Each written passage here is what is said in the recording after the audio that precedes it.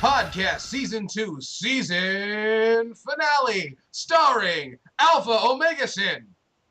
I really think that they need to have a complete box set of all the episodes of Captain Planet for me to buy right now with Captain Planet action figure and mullet wig. That's all. Oh, hi. Yeah. The Sainted Magnus. We wish you a Merry Christmas and a Happy New Year.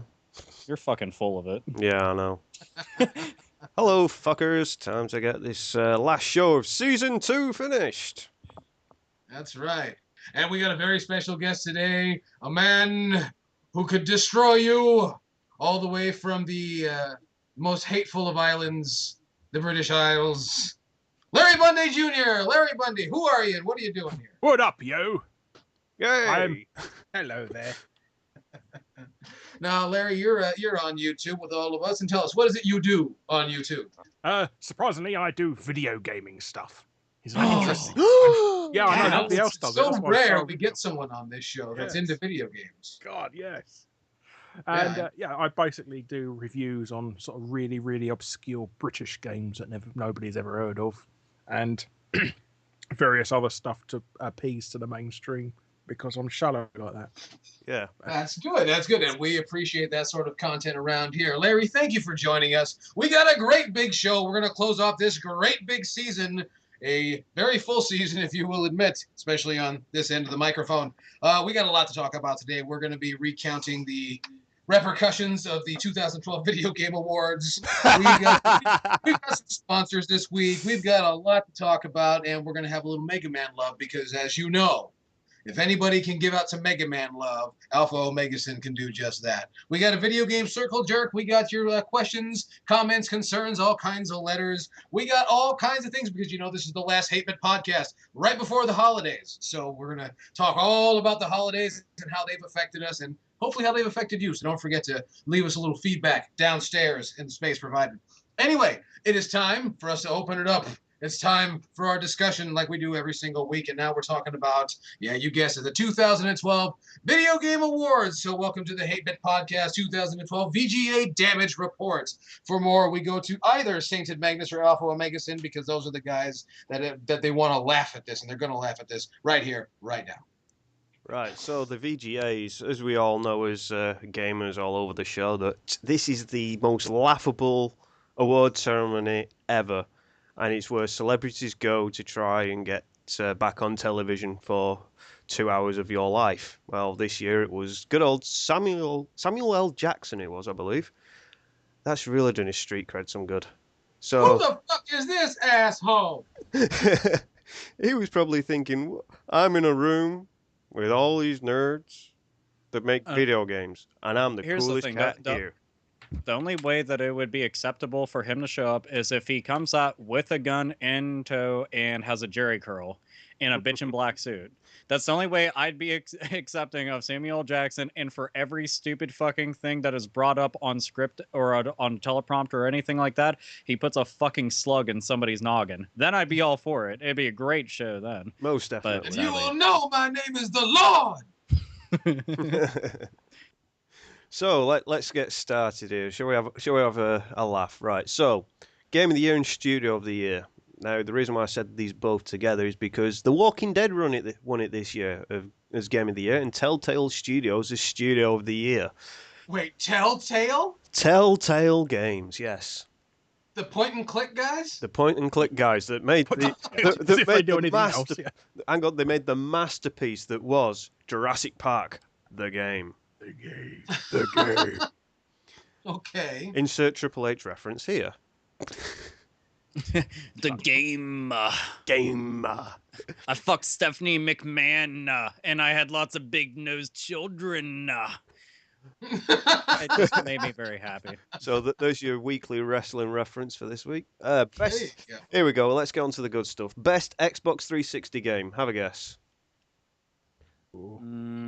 Halo 4? Halo 4, yes. Halo 4, the only Xbox exclusive game that we've had this year from bloody Microsoft, apart from Forza Horizon. Well, you got Minecraft. Minecraft, yeah, but that's on PC as well. Console exclusive. PC doesn't count. Yes, fuck you, PC owners. Dude, and then we're gonna have like an entire brigade of the PC master race storming the fucking gates with fucking tridents in hand, Yeah. just fucking like wailing bloody murder. Keep on the Father Tyrion. Oh, Hey, they shut do up. what they fucking want, man. They can storm the castle, man. Castle hate bit bends for no one. So, best PS3 game, Journey. Someday, Wait, are love you- will Love find will you. find you. I was expecting "Don't Stop Believing." I was expecting that at some point. Hold on to this Yeah. feeling. There we go. Street lights, people. Oh. Now for the Wii and Wii U game of the year. The Wii U game of the year? Yeah, best Wii game of the year. So that doesn't sound all that surprising. Like, wow, man, that's money right there. Best Best Wii and Wii Wii U game game, was Super Mario Brothers U. Yes. That game's been out 5 fucking minutes. It's the same fucking game every time. That's And all. They just changed from Wii to U. That's all. I wonder what they're going to call the next one. The Wii U 2. You too. You too.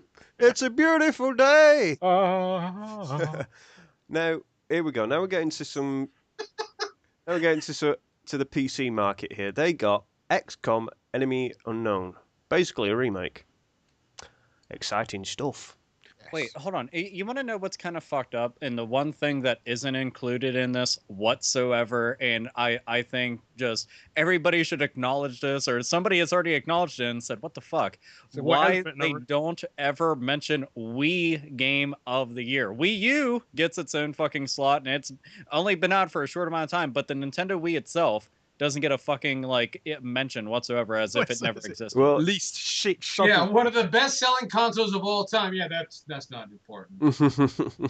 Here's the thing. I mean, one of the main categories is RPGs, and the Wii is a relevant console, so because it is still getting releases, and the last story was released this year for it.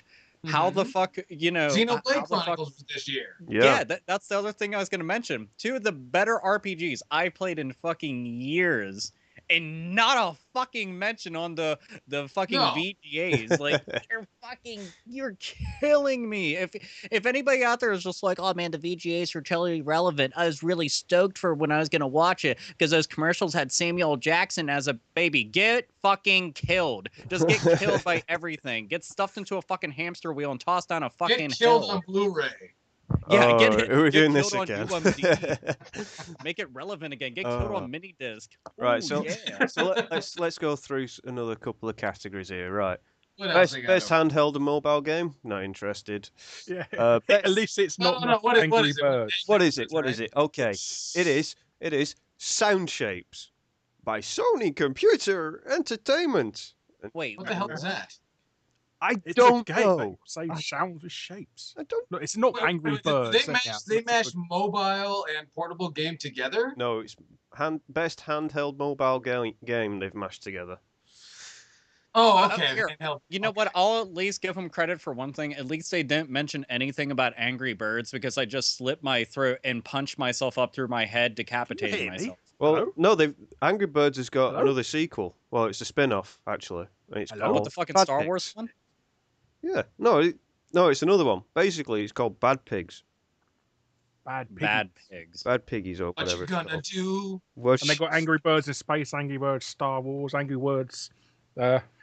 Angry Words, yeah. Angry Words, yeah. Yeah, Bad Piggies it's called, and basically the premise of that game is to actually build vehicles where you roll them down a hill and they have to collect stars and get across the finishing line. It's pretty cool, actually. It's an interesting concept, but So it's just Banjo Kazooie. yeah, something like that. So let's move on. Best shooter. No, it's not Call of Duty. It's Borderlands 2. Yes, one of the best shooters of this year by I'm far. seriously I surprised it disagree, didn't I go to say- Halo. I say Far Cry 3 was better. But obviously Far Cry 3 had only been out 5 minutes as well. But yeah, Mario So Wii U. was Mario Brothers U. Exactly.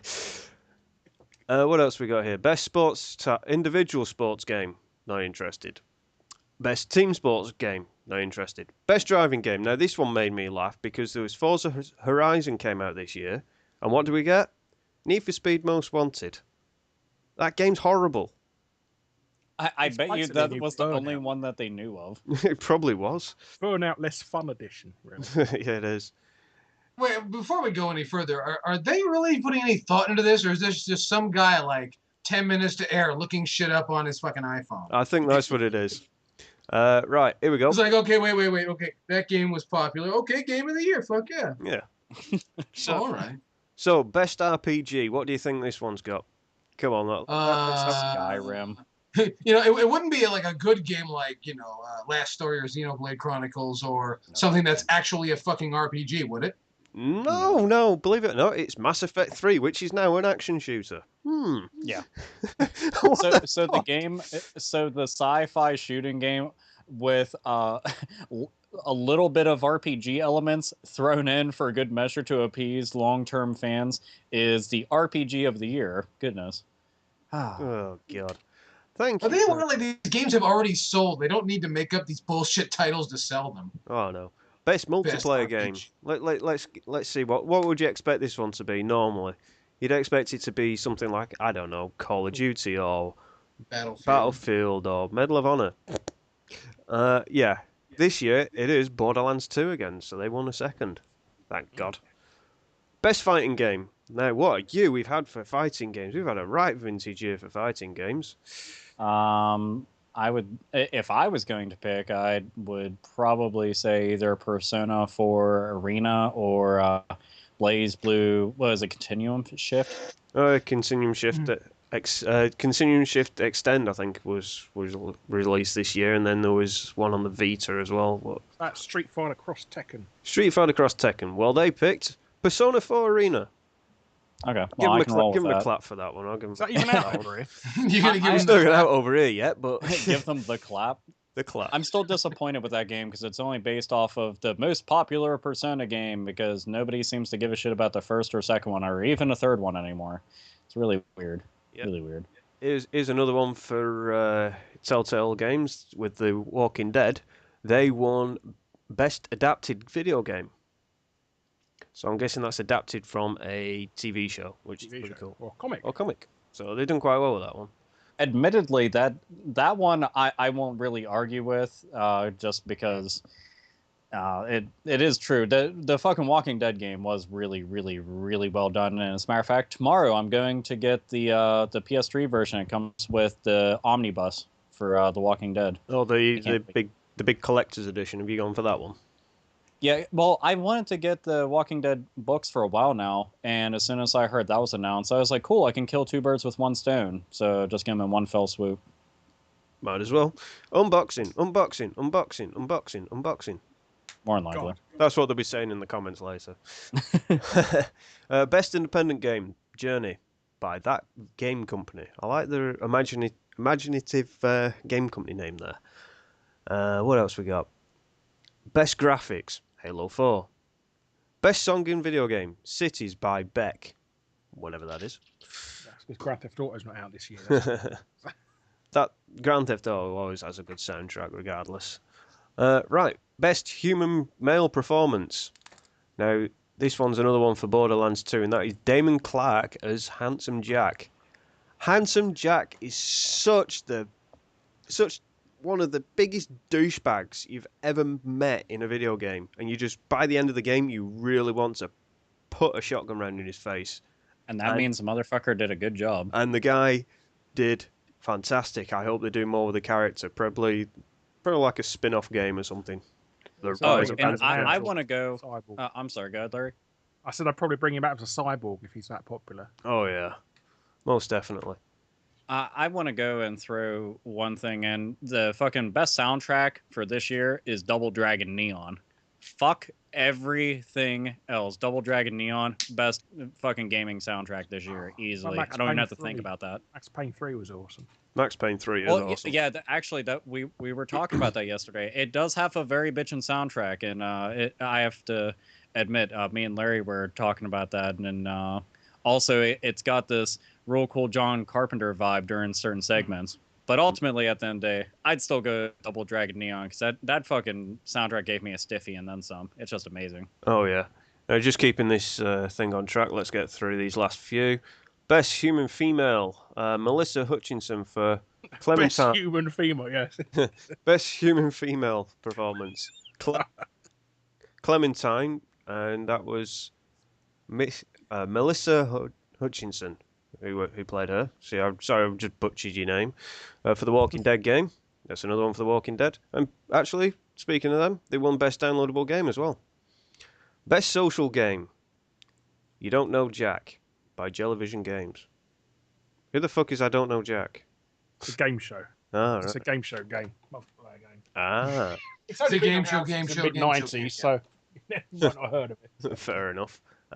Best DLC was Dawn Guard for the Elder Scrolls Skyrim. Yes.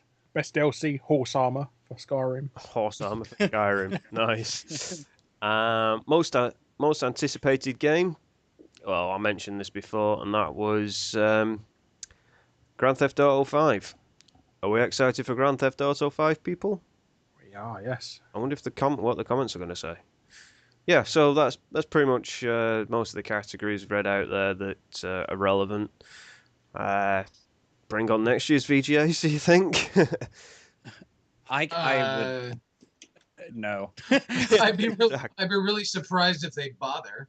Well, I think Bioshock's probably going to get a few awards next year. No, that's if they ever get around to releasing it. It's just been recently pushed back again. It was only till March. It's not too far. No.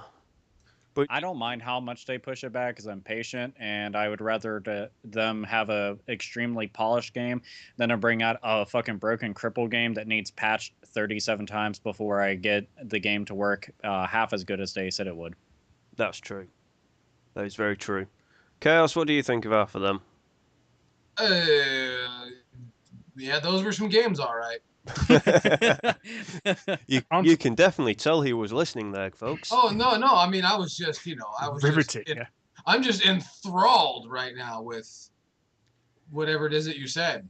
It's a shame there's no With Max Payne words. at all. Words have him enthralled, by the way. Yeah. Many words. Anyway, Yes. get on with the show.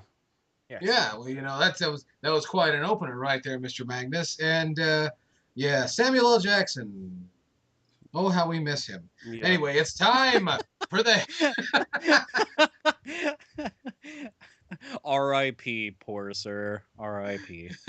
it's time for the Hate Bit Cunt Bag. Yay! That's right. This week, the Hate Bit Cunt Bag is brought to you by the official Hate Bit Brazier. That's right, the Hate Bit Brazier, the official over-the-shoulder boulder holder of the Hate Bit podcast. And we got mail right here, and we have to ask you, please drop us a line at hatebitpodcast@gmail.com if you have any questions, comments, concerns, anything like that at all. We'd also appreciate it if you drop us a line at our Facebook page. You can find all those links down there in the section provided, as some people in Britain refer to as the doohickey. Go ahead and check it out down there, and let us know what you think. We thank you for following us. Anyway, our first piece of mail comes to us from Eric Salazar here at hatebitpodcast@gmail.com. Eric says, "Hey guys, I love your podcast." Well, you should, god damn it.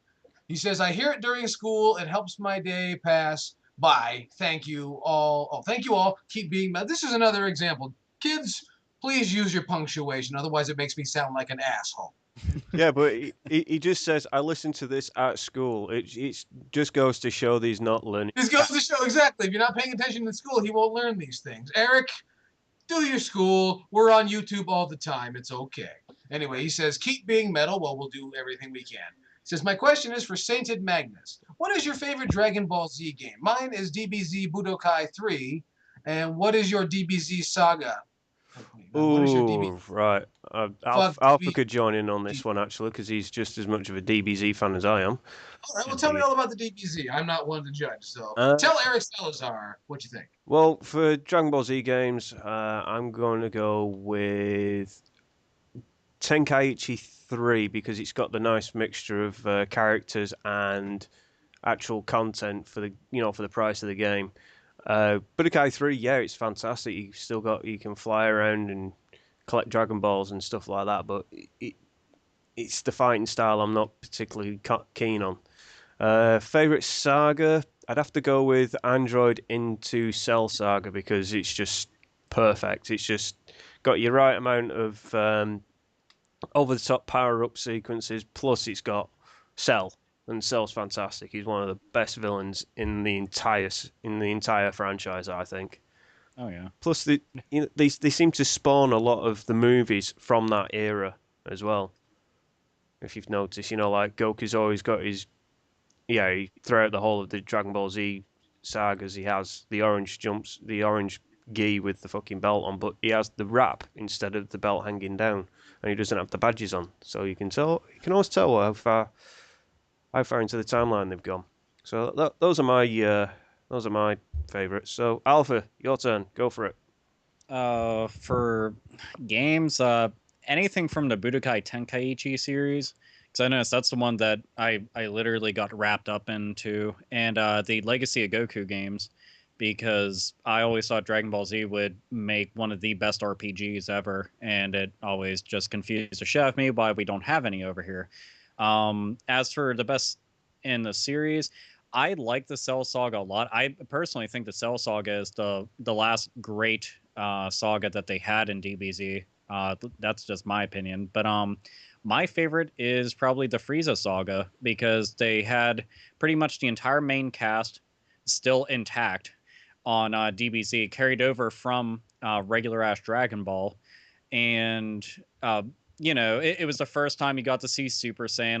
There was a lot of suspense and a lot of shit build up and everything, and there was a lot of firsts throughout that entire series. And Jesus Christ, I have never gone to school so many times saying, "Man, I can't wait until Goku's done doing that move." And then when I go home, he might do it, and then 2 weeks in, I'm like, I think he's about to go and drop that spirit bomb. It's gonna be great. So it's weird. I was still interested in it the entire time, and so were all my friends. But yeah, those would be my picks for DBZ stuff. Mr. Bundy, do you fancy the Dragon Ball anime or games or anything of that sort of I think my shenanigans? favourite one is really old school. I really like the second one on the Super Nintendo or Famicom. That was Oh, my the favourite one. Super Butoden. Yes, Yeah. yes. I think it's because it was the first one I played. It's the one I really enjoyed, and I love the whole two-leveled, two-tiered fighting arena as well. Mm. And the fact you had secret, super special finishing moves in that, you had to pull off Street Fighter style and things like that. Really used to play hours and hours of that. Oh.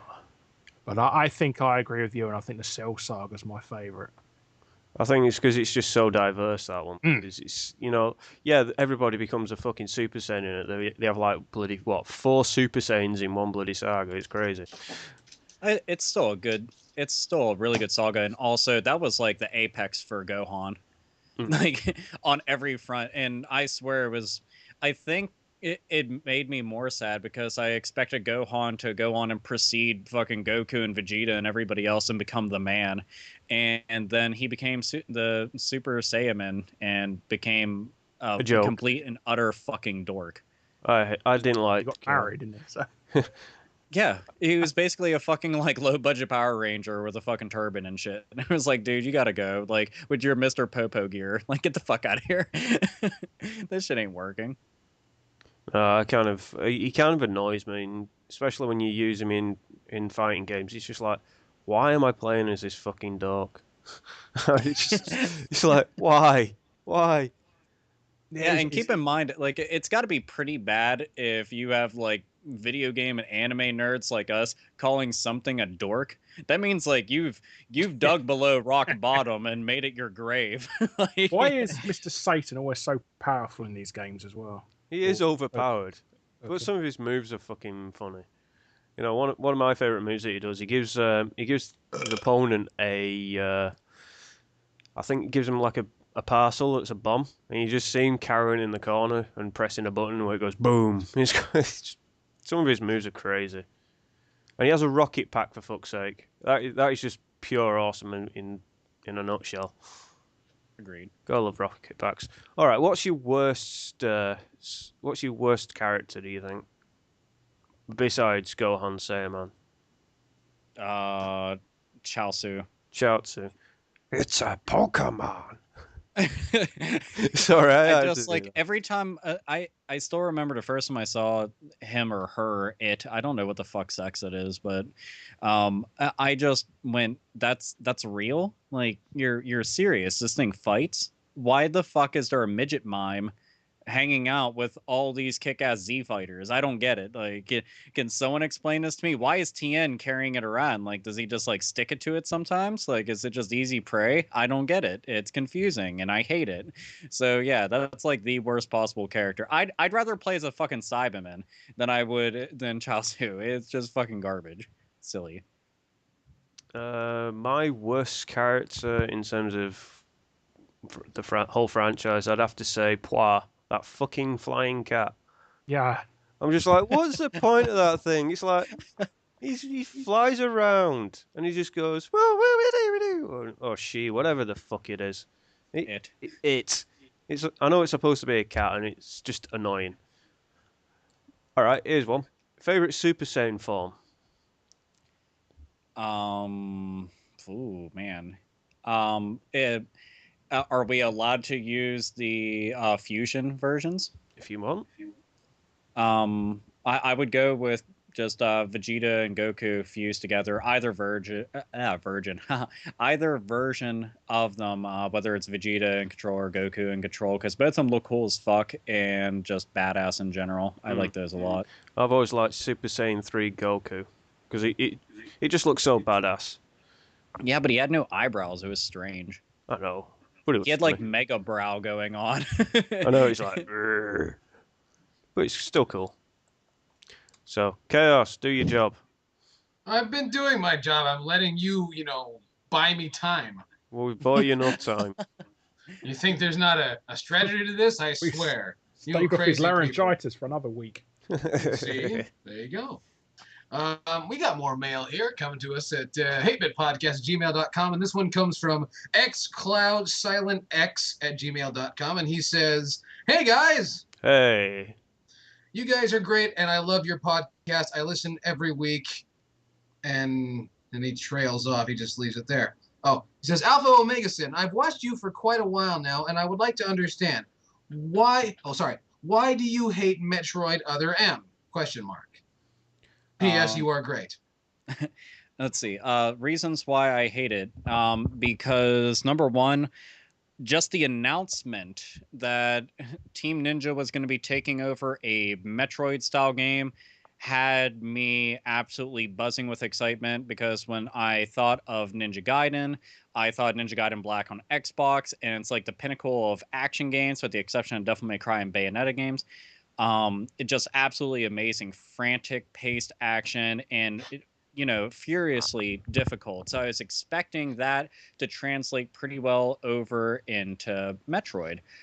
It didn't. And then the narrative in Metroid, basically, you have a whole bunch of people telling the world's most badass bounty hunter what to do, and then she looked weak throughout the entire thing, and I really thought for the most part that the control fucking sucked.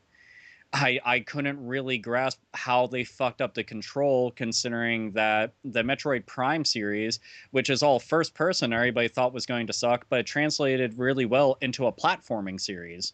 If they did it right, how couldn't you, being an action enthusiast fucking development team? They just fucked up on every single front. The only thing that was even half decent was some of the boss fights and the graphics. That's about it. Other than that, I thought it was a complete fucking waste. And if you don't believe me, then ask all the fucking bargain bins that Metroid Other M ended up in within a fucking week and a half. So there you go. Yep. Apparently you're not paying attention, because Target is still selling it for like $50. I love when, well, that's okay. You can fucking go out to Walmart. They've got like some disturbingly old games. I'm talking like they had Metal Slug 4 and 5 for PS2 for $50 there. I was like, you still have PS2 games? This is fucking amazing. I was at Fry's Electronics and they still have PS2 games. It was amazing. Yeah, I love when they still have that stuff. Oh yeah, it's just great, isn't it? I started playing Metroid Other M, in the last few days, seriously, just to see if I can convince myself to buy Ninja Gaiden 3 or Razor's Edge for the Wii U. And I'm playing through this game, and now I recognize your gripes, Alpha Omega Sin, and I was playing through it, and you're playing a fucking Ninja Gaiden game. There's no two ways about it. Yep. You are playing a Ninja Gaiden game with a fucking Metroid skin over it. And, it's not that bad. It's the controls are really wonky, and you got to really kind of get into it, and you got to really want to play this game. It's not going to come to you. But one thing I have noticed when you're talking about the storyline, I'd always been curious as to what you were talking about and what you were describing. And I was sitting through the first few minutes of the movie, and I'm like, oh, what's he talking? Oh. Yeah. Just suddenly I feel like I'm watching original programming from the Lifetime Network.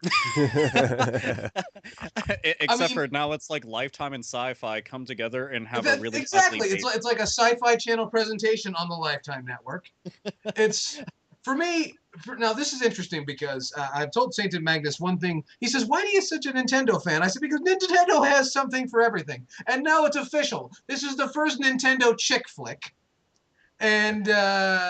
I just, the whole time I'm watching the first, there's a lot of cutscenes in this game. I think they took a leaf out of Metal Gear Solid then. I think they did. I mean, there's just a whole bunch, and I won't let you skip. And I'm sitting there watching this, and the only thing I keep thinking with, like what's going on with, I don't want to blow the story for anybody, but like the story between Samus Aran and Adam Malkovich, and I was like, is this a kissing book? Because I really get this feeling there's going to be kissing and humping. They're going to cut to some humping anytime now. This is like a movie with Valerie Bertinelli in it or something. Dude, see, the thing that made me sad is, keep in mind, on Super Nintendo, you have Super Metroid. You on Game Boy Advance, you have Metroid Fusion, which I consider like a borderline survival horror game, because that game is fucking terrifying sometimes when the fucking evil Samus suit starts coming after you and you're just like, dear fucking god. And then the Metroid Prime series is just amazing, especially if you manage to get the trilogy on Wii. All these great Metroid games, there's tons of them. And then this one, it's the only Metroid game I never fucking finished. The only one, because I was like, I'm done.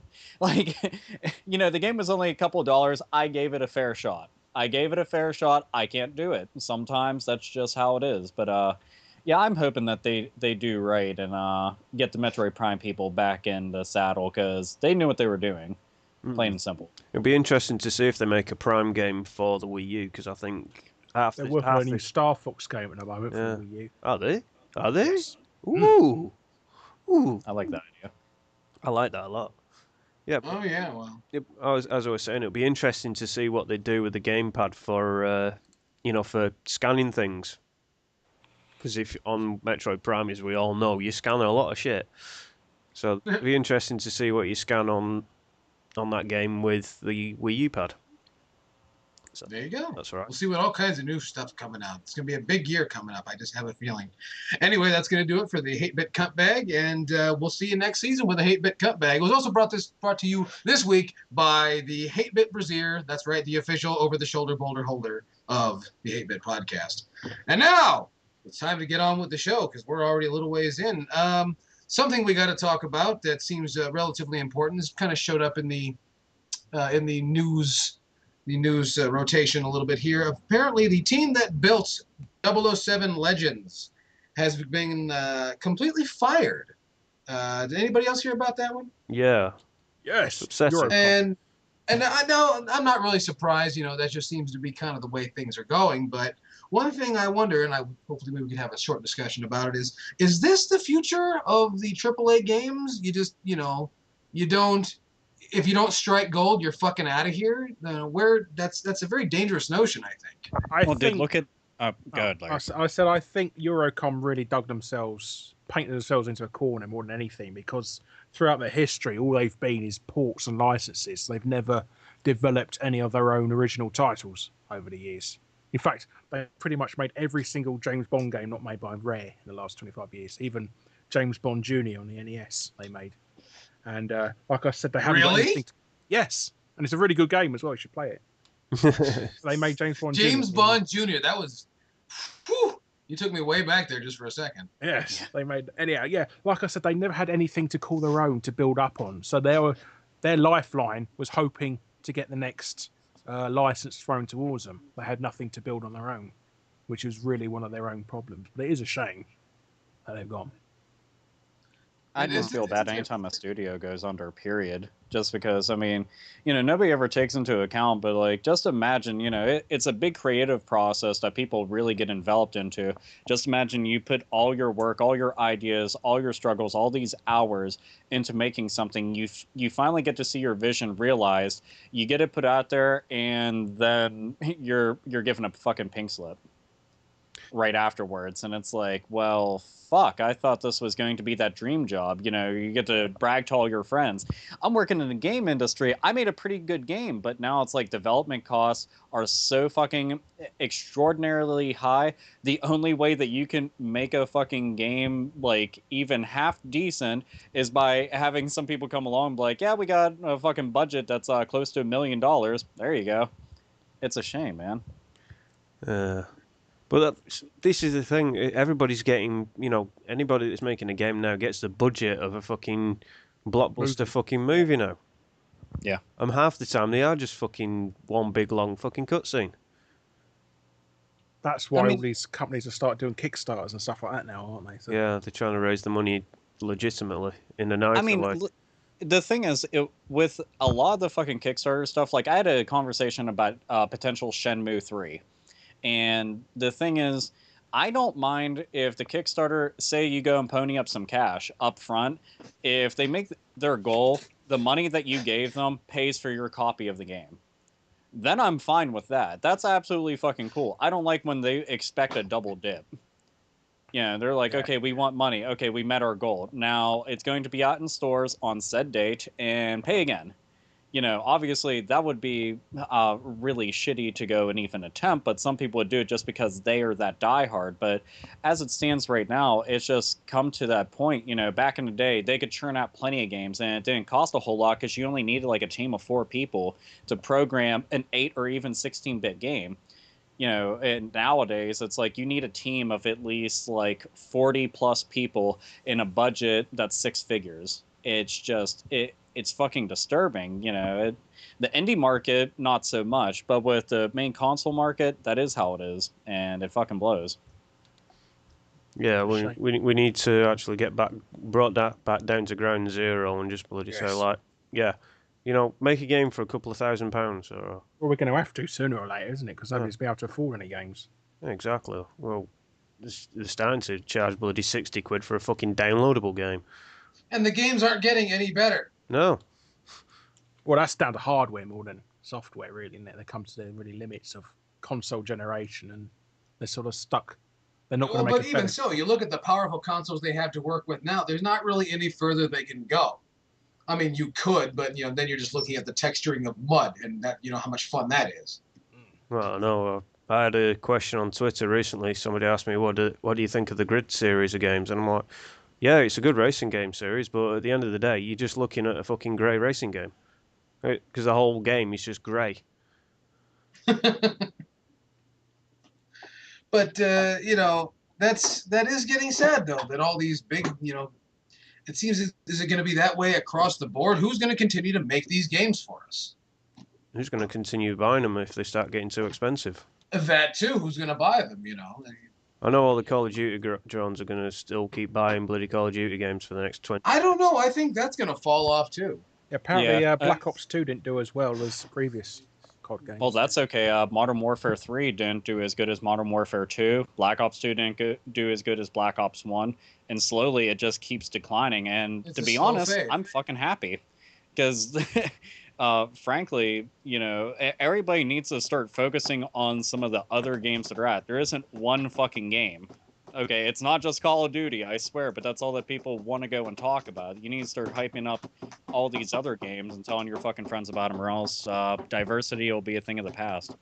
I remember a couple of years ago, Activision released Singularity. It was absolutely fantastic first-person shooter, but they gave it no press whatsoever.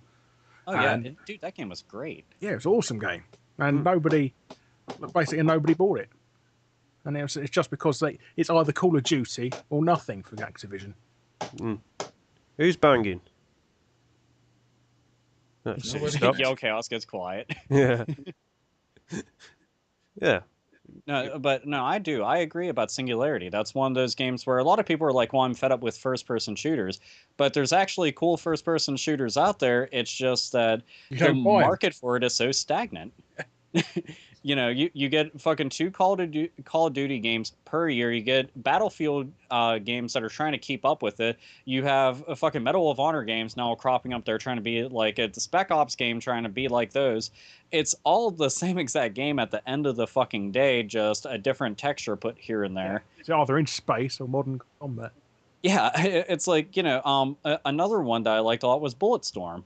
That game was yes. fucking fun, and it was actually pretty damn funny, and it, you know, I hate to fucking say it, but it's what Duke Nukem Forever should have been, on pretty much every front. And the game was absolutely amazing, really imaginative, a lot of fun. Unfortunately, I never got to try the multiplayer because Epic Games apparently doesn't understand how the fuck you do online multiplayer at all when it comes to matchmaking. But the single player mode was just all I needed. Played through the game, beat it twice now, and enjoyed the living shit out of it. Did it get any sales? Not really.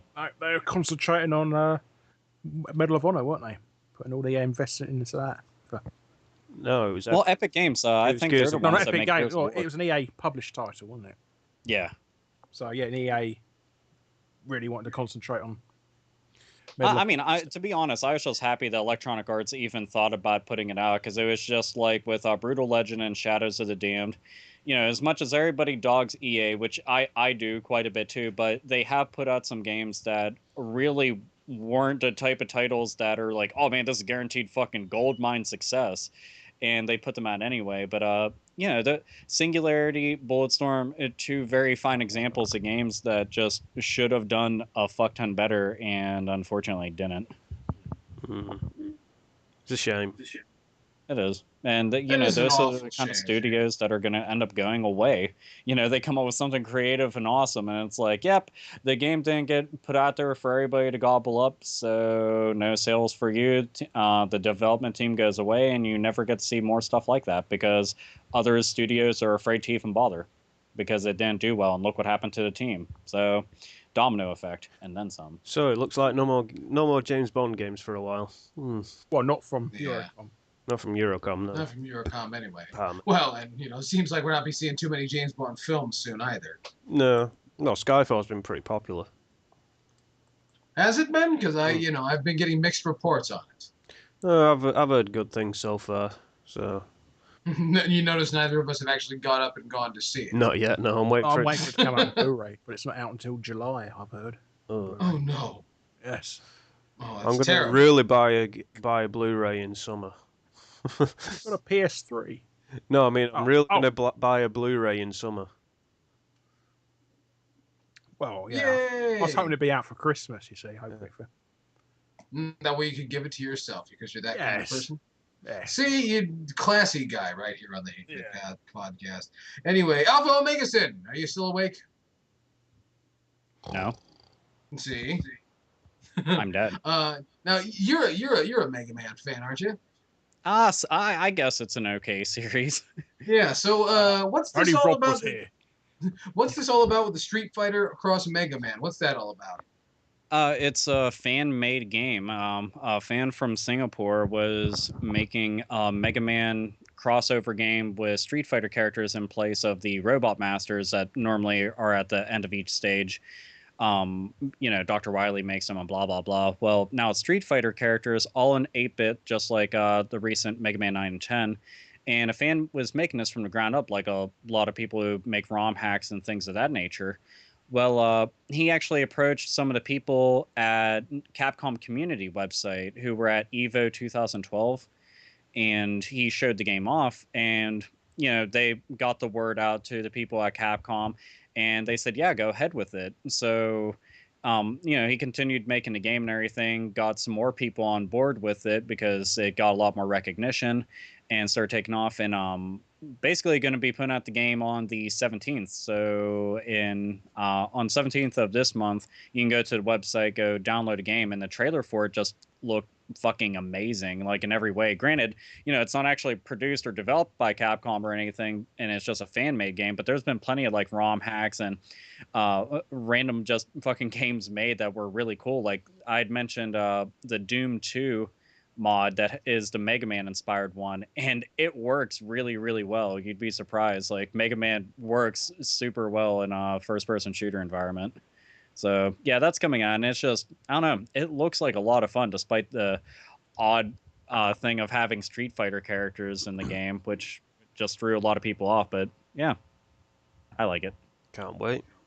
Can't wait to try it. It's out in 5 days' time, believe it or not. And it's free. And it's free. Yeah. Oh, yeah. That's the one major thing I forgot about. Yeah, it doesn't cost diddly shit. You go download it. It's its own thing. And that, you can't complain about a free game that's just made by fans who are like, I love this series so much, I'm going to put this out. The worst thing that happens is you waste a couple minutes of time, right click, delete, it's gone. Okay, there you go. Never have to deal with it again. So I'm definitely going to be downloading it on that day and playing the living shit out of it because, yeah, I'd liked everything I've seen so far. Nothing but gushing about this game. I can't wait to play it myself. Now, Alpha Omega said there was another fan-made Mega Man game you were showing me. What was that one? Yeah, actually, I'm going to pull it up right here. Basically, it's the unofficial Mega Man 25th anniversary fan game. The thing is, there's only like 2 stages done in this, but they looked pretty damn cool, to be honest. Like the one, it's like Bioman. Yeah, I believe it's Bioman. And the stage has like a whole bunch of stuff having to do with like, it looks like nuclear waste, pretty much. And the stage design in general looks really fucking cool. And they had another one. I can't remember. It might have been Prism Man. I'm trying to remember off the top of my head. I really can't, so I do apologize. But it just looked really cool. And this is another game that's going to be coming out. And it's ironic because there's the crossover game, there's this one, and there's even a third one called Mega Man Infinity. And I've been following that on the actual Facebook page of it, just seeing the development cycle of it. And it's pretty cool because they get feedback from people. What do you want to see change? What do you think could be better? They have people play testing the stuff and just giving their input and stuff. And it's really cool to see stuff like that. It's just a shame that fans are putting forth all this effort, time, and Capcom still hasn't given us the past 3 Mega Man games that they fucking canned. So hopefully this is a wake-up call for them since they're celebrating the 25th anniversary. But that's the thing, they don't seem to want to recognise Mega Man anymore, which is a shame. It really is. It's an absolute shame. I just don't really get why. I don't know if they just see it as something like, well, this isn't a viable fucking franchise to be able to go and make money off of, which is pretty silly when you have 100,000 people get together and say, we want this one game that you were going to give us and then got rid of. But apparently that wasn't enough. Like, it's bad when they acknowledge it, say, fuck you. I mean, I want to hope for the best. It's just kind of hard to hope for the best whenever the last 3 games get canceled, but I don't know. Maybe this is the beginning of them turning over a leaf, or maybe this is Jim just appeasing fans. I have no fucking clue. All I know is I'm just going to wait it out and see what the fuck happens, like everybody else. Yeah, so hopefully it won't, hopefully this fan-made game is going to be fantastic. And same with the other games you've mentioned. I hope they do really well, personally. I mean, if it gets downloaded a whole bunch and they see that, then they'll know, yeah, wow, there is a lot of people who want to go and pick these up. And again, it's kind of hard to argue with something that's free. But if it does do well, maybe they'll actually give the fucking guy a job, which I think would probably be one of the coolest things to come out of this. If somebody puts in all that effort and time and is that creative and makes all this stuff on his own, and has the idea, and it gets this much recognition, this much, fucking news running around about it, then, yeah, maybe you want to give him a job so he keeps making stuff like this for you, since apparently nobody else is going to. And, Kenji, he's not with the company anymore, so that ain't happening. No, Kenji Inafune. Sorry, man. Yeah, it's a bummer. Yeah, but it's always nice when people get their games. I think there's a terrible shortage of games now.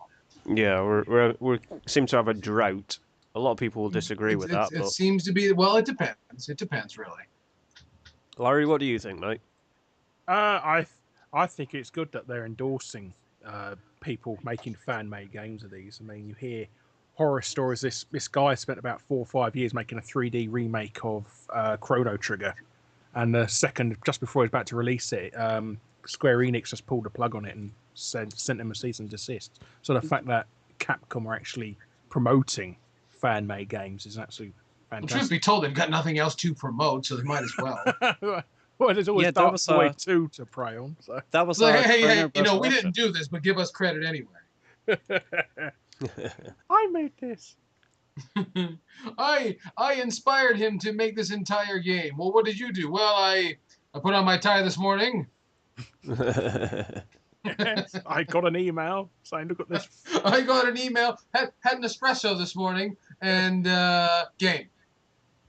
So there you go. Anyway, you know what it's time for, Mr. Magnus? Halftime? No, it's time for your favorite part, the video game Circle Jerk. Video game Circle Jerk, our very last one, the last one for Season 2 and the last one for 2012. Oh boy, it's been a great big year. What games you been playing lately, Saint and Magnus? Well, I've been hammering Max Payne 3 recently. It's a really, really good game. And I'm going to go out on a limb and actually say this is heading towards my game of the year. It's been that good so far. And if graphically it looks beautiful, the shooting on it's fantastic. And there's some little touches I like with it as well. For example, you can carry around two sidearms and a rifle. And the way he carries the rifle, he carries it actually in his hand, in one hand, whilst running around. And it's just those little things about that game I like so far. Recently I've been playing a lot of Resistance games. I've just finished Resistance 3. I also picked up recently Resistance Retribution, which I put in my PSP this afternoon and been bouncing around on that for a bit. And actually I found that quite fun. So yeah, that's what I've been pretty much playing around with recently. I'm going to pass the baton on to Chaos. Well, You sound I've been playing. You sounded like Hugh Grant then. I was a great bad boy. You know, capital. Make this podcast just a little more British. I've been getting down on the Wii U, actually, having a real good time. A lot of people have been asking me how I like it. I enjoy it thoroughly. It's quite good. You need to go buy Tank, apparently. Apparently I do. I'll get it when it's $7 at Best Buy. Because it's reduced from $7. I know it seems like a great game and everything, but I'm not paying full price for that game. But I've been getting down on Nintendo Land is a blast. There's no two ways about it. Nintendo Land is great, and yeah, take that. And New Super Mario Brothers U. I don't have the power to give it a video game award, but what award would you give it? No, it's great. I give it a solid. It's a solid 8. You know, but you don't give awards to games that have been out for like 12 seconds. You should know better than that. Oh, I know that. And then there's been a whole bunch of F-Zero on the Super Nintendo going around my house lately, and Donkey Kong Country 2. We've been doing a lot of that too. Yeah, and just trying to tear through. I'm actually getting into that habit, you know, because the console generation is coming to an end, so we're going to be able to pick up games from the most recent generation really cheap very soon. So yes, you've got to be careful which one's going to be a super rare, valuable one that you always. It always seems it plays out that way, doesn't it? And it's bullshit. It's always one who's like, yeah, you know, we saw it for like $9 over here, and then you look on eBay, $3,000. Wait a minute, what happened? Oh, you know, some guy set the entire warehouse on fire, and now there's only like 6 of them left. Oh well, fuck, man. I'll tell you what happened. You blinked. That's what seems to happen. You blink and the price has gone up fucking 10 quid. No kidding, right? Larry, what have you been all about lately? This week I've been mostly playing Skyward Sword on my Wii U because that's one of the reasons I bought a Wii U, so I could get it on HD. You know, I thought it'd be nice looking at it upscaled, but it doesn't. The Wii U looks shit with upscaled Wii games. I noticed that Skyward Sword, they're not designed that way. They're not designed for that. Well, I don't thought know, they were. The colors looked washed out, I thought. It does, yes. It's just more of a. Well, I kind of relegate it to the way that ordinary DS games look on the 3DS. It doesn't look bad, but it just doesn't look great. Well, I think it's Shigsy getting in a bit of a mood that nobody liked the design of Wind Waker, and him trying to do a compromise with them because everybody liked the look of Twilight Princess, the look of the characters in that. So he's trying to do a compromise of the sort of cel-shaded look of. Well, I think that's what a Skyward Sword looks like. Twilight Princess, if they took away oil paints and just said, "Here, pastel." Yeah. Or actually, it was drawn with really good quality crayons. Yes, it's super deluxe Crayola. Super deluxe Crayola. You want the sharpen in the back, yes. So other than that, I am been playing Far Cry 3. How are you enjoying Far Cry 3? I am. It's really, really good. I think it's one of the best open sandbox first-person shooters I've played for years. Absolutely, because a lot of people won't buy it because how badly Far Cry 2 was. A lot of people don't like. What format do you have? 360. You have it on the 360. Yes. So you'd recommend it on the 360? Well, I would do because I haven't played it on the other formats, but. Well, there you go. Yeah, I would recommend it. Yes. And if you go online, always bring a sniper rifle with you because nobody else uses any other weapon. Everybody fucking snipes in that game. Yeah, because as we all know, close quarters combat is just, it's one hit kills. It's one hit kills a sniper rifle. Yeah, I really go to a battlefield full of soldiers with a fucking sniper rifle and shoot them at close range. Yes. No I scope. fucking hate snipers. I do, with every fiber of my being. It's like, all right, it's time to go. Them and campers. It's like, all right, let's go and play this action game where we go and lay down or sit in a corner and wait. Just a fucking excitement and fun there, let me tell you. Rousing good time. Everybody is a fucking sniper on one map, so it's just like, oh, I can't wait to see somebody just rustling around in the bush. Maybe, I think. Yeah, maybe somebody's crawling somewhere. Oh, this will be awesome. Well, the best part is when a bunch of these fucking jackoffs wind up having tunnel vision for the rest of their lives. So, Alpha Omegason, what game have you been playing? I've actually been playing a lot of stuff lately because weather around here has just been absolute shit. So I've just been sitting inside a lot. But from all the Black Friday stuff, like Saint Magnus, I got to play through Max Payne 3, but I played through that with my girlfriend. So I can only take partial credit for that. And I played through Sleeping Dogs, and I have to say, please, for the love of fucking God, go out and get Sleeping Dogs. If you like Grand Theft Auto or Saints Row, go get Sleeping Dogs. It's great on every front. The driving controls great, the story great, the graphics great. It's just very, very good. I like it a lot. It makes me happy. I loved it. Oh, it is. I like the game even more because it. No pun intended because of the game title, but it's an underdog. I mean, it got completely fucking canned by Activision. Half a year later, Square Enix picks it up and gets the game released.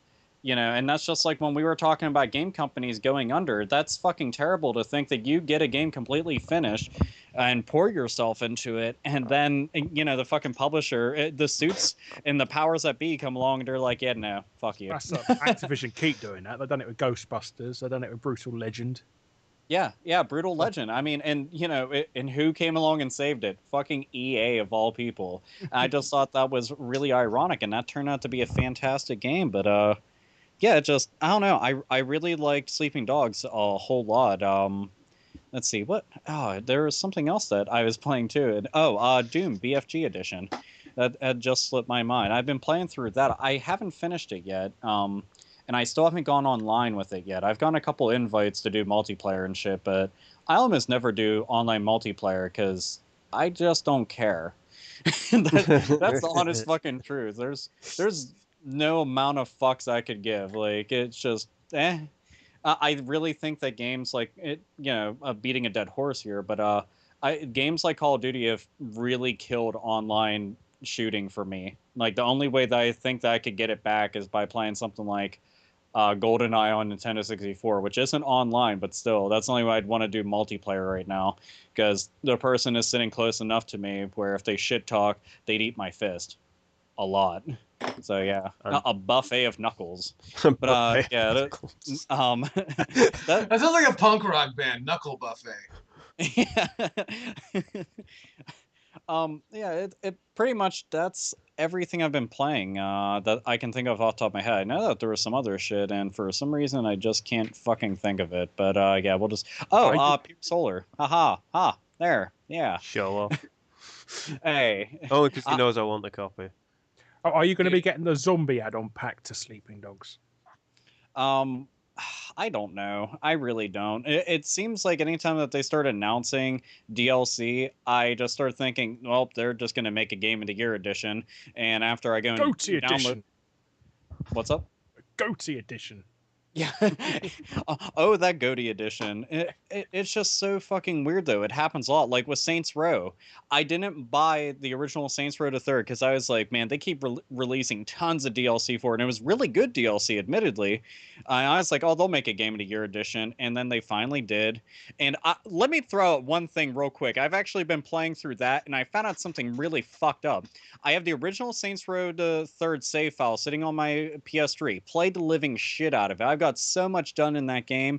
It's absolutely fucking mind-boggling. Well, I got fucking the full package, the Game of the Year edition, and go to find out, pop that motherfucker in, go to resume my save file. It doesn't fucking work. You can't load up your save files from the regular game. They don't work together.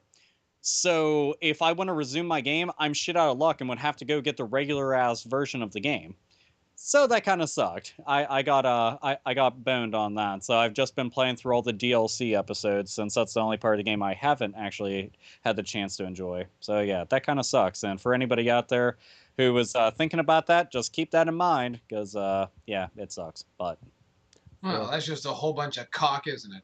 Well, You Yes. sure there's not a patch that you need to install to play the original one again? if there is, I don't know how the fuck you go about it because like it did its installation, but the installation is mainly for like all the DLC and everything. So you know, No, I mean if you got to install the original disc, upload the other disc, and see if there's an update for it to make it be able to play the new missions. I'm not sure to be honest. I would have to get a hold of a copy of it. I don't even know anybody that has the game Sold it. right now, so I would have to probably go to GameFly and fucking re-rent the game, which isn't all that big of a deal because you can rent 2 games at a time on that. So I might do it for the fuck of it, but it just I don't know. I figured that the Game of the Year edition would be the one to have the fucking patch installed on it, so it would recognize it. So that's what I was thinking going into it, and I've never had a situation like that where I had a save file for a regular version, then got a Game of the Year edition. So, and if anybody else is listening to this, if you come across something similar, please toss out fucking words of wisdom and shit. That'd be most fucking helpful. But yeah, hopefully that will actually fix that because I would love that to death, and I'd high five you through the internet. Internet high five. Yeah, that's the only thing I can do. I can't mail my high five because that's illegal to just go and cut yourself off at the wrist and then mail it out because that's like a threat. And or invite you just to like- his house and make out. I guess that's one way of dealing with it. And then all of a sudden, roll 34. Oh. Oh, and with that brings us to halftime. Yeah. Halftime. Yes, don't you love halftime? I know I love halftime. It's that That's a goddamn middle point in the Yes. podcast. Middle point of the podcast where we just talk about whatever, as we get ready for the hate bet ball bag. And, it's funny, Alpha Omegason, that you brought up the Doom BFG edition because did you know that today, the day we're recording this podcast right now, is the 19th anniversary of Doom? Yeah. Then we should go and get like I don't know some kind of like demon cake with a big pentagram and a bunch of fucking. I tried, but unfortunately we only had $21 in the in the party fund. I was going to hire a band and everything, but didn't work out. Well, have you got a pair of spoons? I don't. That's how broke we are. Because I was going to say we could hire my Uncle However, Jim. we could rent a wind machine, and it could blow wind through my hair, and I could pretend I was Chris Cornell. Oh, God. And then you can sing Black Wilson. Oh yeah, you can Yeah. tell at the end of the season here that we're using all the AAA jokes. We're using what's left out the bottom of the barrel. We're using, yeah, I know. It's kind of like the laugh machine from Dharma and Greg. Surprised there's anything left in it. Oh my God, Dharma and Greg, why did you mention that? I'm pretty sure I'm getting cancer. That's terrible. He's got cancer of the Okay, ear. well, it's your fault for remembering Dharma and Greg. I just said it casually passing. Don't make this Well, you my remembered fault. it first to mention it. How did anybody watch that show? How did the writers get paid? How? How are they still alive? Because it's against the law to kill them. In Well, some it's countries. Suicide is painless. Not necessarily this one. Yeah, we could fake the suicide, just drop them off something big and then just write a I really think we shit would note. have, and we would have been able to save ourselves from Looney Tunes back in action. Oh, well, there's also that one that they had where they were like superheroes, the Toons. Is that what they called it? Some shit What? like that. There was one where they the were lunatics, isn't it, or something? Or... Lunatics. Thank you. Yes, I couldn't remember the fucking name for the life of me, but I tried watching that, and it's like a semi-serious superhero adaptation where they're kind of drawn like the last season of Batman the Animated Series or Batman Beyond, and it's supposed to be Looney Tune characters. It did not. Yeah, it gave me gas. It made me burp. But I've never heard of this.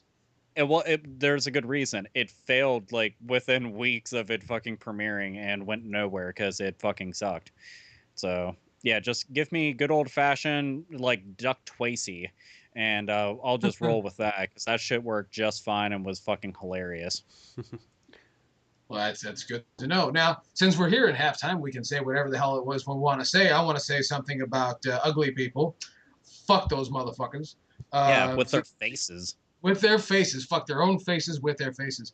Holidays are coming up. Big holiday coming up. The holiday season, everything. Alpha Omega Sin, you got any plans for the holiday coming up? Let's see. To not empty my bank account completely before I get my bills paid, to not kill somebody eventually when I'm out and about or at work, to not kill anybody when I'm at home, to just not kill anybody, period. I hate prison. The idea of prison is terrible. Yeah, that's pretty much it. And, no, I can't think of anything else. I just don't. The holidays are too goddamn stressful. I just don't want to hurt people. That's about it. So yeah. I want to commend you for setting realistic goals. Yeah, well, they all make sense to me because it's like, all right, what do you do during the holidays? Well, I work a whole extra bunch, and then I have to have a whole bunch of extra money that I'm going to blow on people, half of which are not going to get me anything, and I'm going to be excited about getting them a gift that they're not going to care about, and then I'm going to have to deal with stupid people on a daily basis, which is illegal to kill them, like Chaos went and pointed out, and fuck the holidays. And I really hate whenever I go and I go out and about and I give several of the people at the Salvation Army bucket motherfuckers ringing the bell. When I give like 4 out of 5 of them money, and then that one gives me a dirty look while I'm leaving because I didn't give him anything. It's like, motherfucker, I just gave you motherfuckers like $23 in total. I will kill you if you fucking continue staring at me. It annoys me. Take your fucking eyes home with me. See, you're a good person, man. You actually give them money. Yeah, I was like, he's I just really in offer... the holiday spirit of removing eyeballs. Yeah, I know. Like, yeah. You can look at my asshole for several minutes. It just, I don't know. I know that's happened to at least somebody. I've even had a situation where upon entering a mall, I gave them money. Upon exiting, they looked at me like they wanted me to catch on fire, and they wanted the entire cast of fucking Lion King to rape my face. It just, it was Wait, like, why are you looking at me like that? Do you need money twice? Like, why? Why do you need money twice? You're kind of a dick. Do you just want change? I've got like 37 cents. If you want change, go see Barack Obama. Oh, political satire. Well, I don't know that for certain. If Razor Fist were here, he'd make it political satire. Well, he ain't here. He's listening to the show right now. He's like, "Oh, I could have made a joke out of that son of a bitch." Yeah. He's listening to the jokes from the trunk of the car. And just know this: we miss you, Razor Fist. We love you, and we're touching ourselves just thinking about you. Okay, I am alone, but fuck all of you. I say Alpha Omega Zen does not represent the thoughts, opinions, or ideas of the Hate Bit podcast.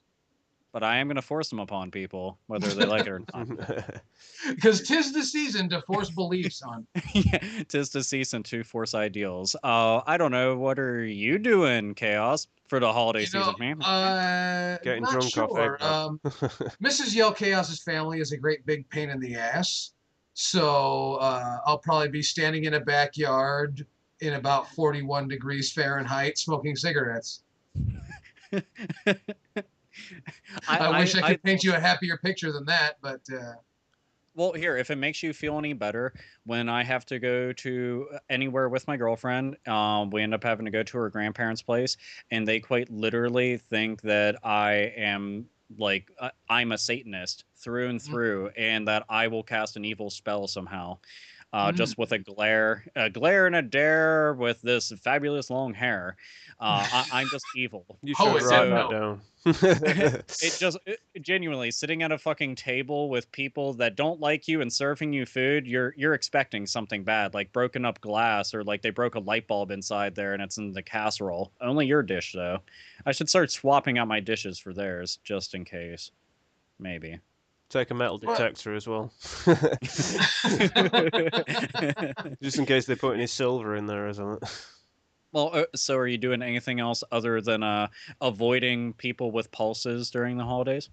Not. I mean, I bought myself a Wii U. That's what I was getting myself for the holiday, and not really. I mean, we'll see as time. I mean, it may show up on YouTube. Who knows? But what's a real pain in the ass around the holidays? What? People who let you smoke indoors. Because then you have no excuse to go outside to get away from those people. Fair point. That's a luxury you don't have in the UK. I know. So you can't smoke indoors anywhere nowadays. Well, no, I mean in people's homes. No, they still look at you like you're a fucking scum when you stood outside in the garden having a cigarette. Oh, well, what are you going to do? That's something you have to expect. It's like, hey, they either can expect me to be scum watching me far away, or they can find that I'm actually scum by listening to me talk. Yeah. Those are their options. But Saint Magnus, any plans for you for the holiday coming up? I know that the Christians rule the land that you're in, so you tell me. Well, I just plan to do what any British citizen does at Christmas. Eat turkey dinner and get pissed. It's that simple. And then watch James Bond. And then watch James Bond on Christmas Eve. And Christmas Day. And Boxing Day. And the Queen's speech. And the Queen's drone speech. On about generic shit that nobody gives. Yeah, I kind of do the washing up when that happens. See, the only speech that I ever look forward to during the holidays is the one made by Linus during, the Charlie Brown and Snoopy Christmas bullshit. That's the only one I ever fucking care about. We never get cool things like that on our time. Oh, we have an annual move. We have the snowman on every year, don't we? Oh, we fly there. Well, which one do you have? Shut the up, anime? you fucking... They got a brand new one now, the 30th anniversary. They're doing a remake of it in HD. Yeah, I was gonna say they have the fucking holidays specials now on Blu-ray. That shit blew my mind. I was like, what? Blu-ray of fucking claymation Rudolph? What? No, I saw they had a Charlie Brown Christmas on Blu-ray. It's like, dude, that is using like 1/32 of the capacity that is on that fucking disc. Yeah. And they'll expect like full price for this shit too. Be like, nah, bitch, you're gonna have to pay us the whole bill. That's right. I swear, with all the extra room that is on that disc, you could fit like half the books in the Library of Congress. Yeah. To be fair, with like just basic Blu-ray, they could fit all the Charlie Brown specials, even for the holidays that nobody celebrates and the ones that people forget. They could fit them all on one DVD. Yeah. Yeah. They really could. Honestly. We also get National Lampoon's Christmas Vacation every Christmas Day. Oh, dude, that's like one of the best fucking things to watch during the holidays, and it's also the best National Lampoon's movie. I think the first one was better. You really do? Well, I would call it a dead heat. Oh, okay. At least you didn't say European Vacation or European Vacation sucks. Yeah, it's fucking far superior to bloody Vegas Vacation. Vegas Vacation is awesome too. Suck a dick. Dude, Vegas Fucking Vacation was fucking horse manure. That shit was I nuts. love that one.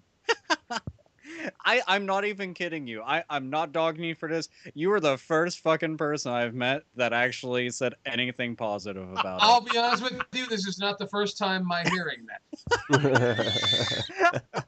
it. Like, I remember when that shit came out. Like, I saw it at $1. I saw that movie in the theater. I saw it at the dollar theater, and I was just like, I saw it at the dollar theater. It goes to show how good this movie was. Oh, that's what it's worth, though. To me, it was worth $1 to go see, and I got to see What's-Her-Face's fucking fake tit job, and I was like, this has been a good day. All right, I'm done. How about See, So- there you Christmas go. Vacation 2? That's fucking awful. Wait. Oh, yeah, the one with just Randy Quaid in it? Yeah. That was that straight-to-DVD one, wasn't it? Yes. Yeah, that shit just blew my mind. Well, that's okay, because you know what? Since it is the holidays, and I'm pretty sure we mentioned it before, but fuck, I'll bring it up again. Christmas Story 2 can go and fucking rot in its own filth. It shouldn't exist ever. Ever. Yeah. You know, Like, it's another great. Oh, sorry. Go on. It just makes me feel dirty knowing it exists. Like, I feel like I did something bad because it exists. You feel like they made that movie for you, and you have ruined reality Dude, for a lot of people. Here's the thing, man. We got a day where fucking a Christmas Story plays 24 fucking hours, and they decided to make a sequel. You just shouldn't do that because people take that movie serious, like religiously serious, and you're gonna make a sequel, and it's just I don't like that idea at all. I'd rather go track and fielding through a fucking like landmine field than watch that. I just hate the fucking idea of Oh, it. can I ask a question? I know. Do you guys consider Die Hard a Christmas movie? Yes, but only on the 71 percentile. Here's the thing. I will consider it a holiday movie because I love having reasons to watch that because it's one of my all-time favorite movies ever. Well, what's funny is it's more of a Christmas movie than It's a Wonderful Life as a Christmas story. It's a Wonderful Life is known as being like the quintessential Christmas movie, and it's only Christmas for like 17 minutes. I don't know. I It honestly is, yeah, fucking not till the hate end, that isn't it? movie. When everyone comes Yeah, in. not till the very, very, very end, and even then, it's not really a theme. You know, whereas Gremlins is more of a Christmas story than a Christmas movie than It's a Wonderful Life. Now, since we've got this, momentum going, I want everyone to tell me right now, a Christmas movie that if you haven't heard of it when you hear us coming out of our mouth, you have to go watch it. You can find it on Netflix. You can find it somewhere. Mine is Scrooged, starring Bill Murray. Oh, I fucking love Scrooged. That's a fantastic movie, and it was the only time I found Karen Allen even remotely like that of a woman. Good news, it's on Netflix at the moment. Scrooged is on Netflix? Yep, it's on the UK Netflix. So somebody check, if you got Netflix, check that shit out. It's the best £6 you can spend. There you go, Shawnee. Yo.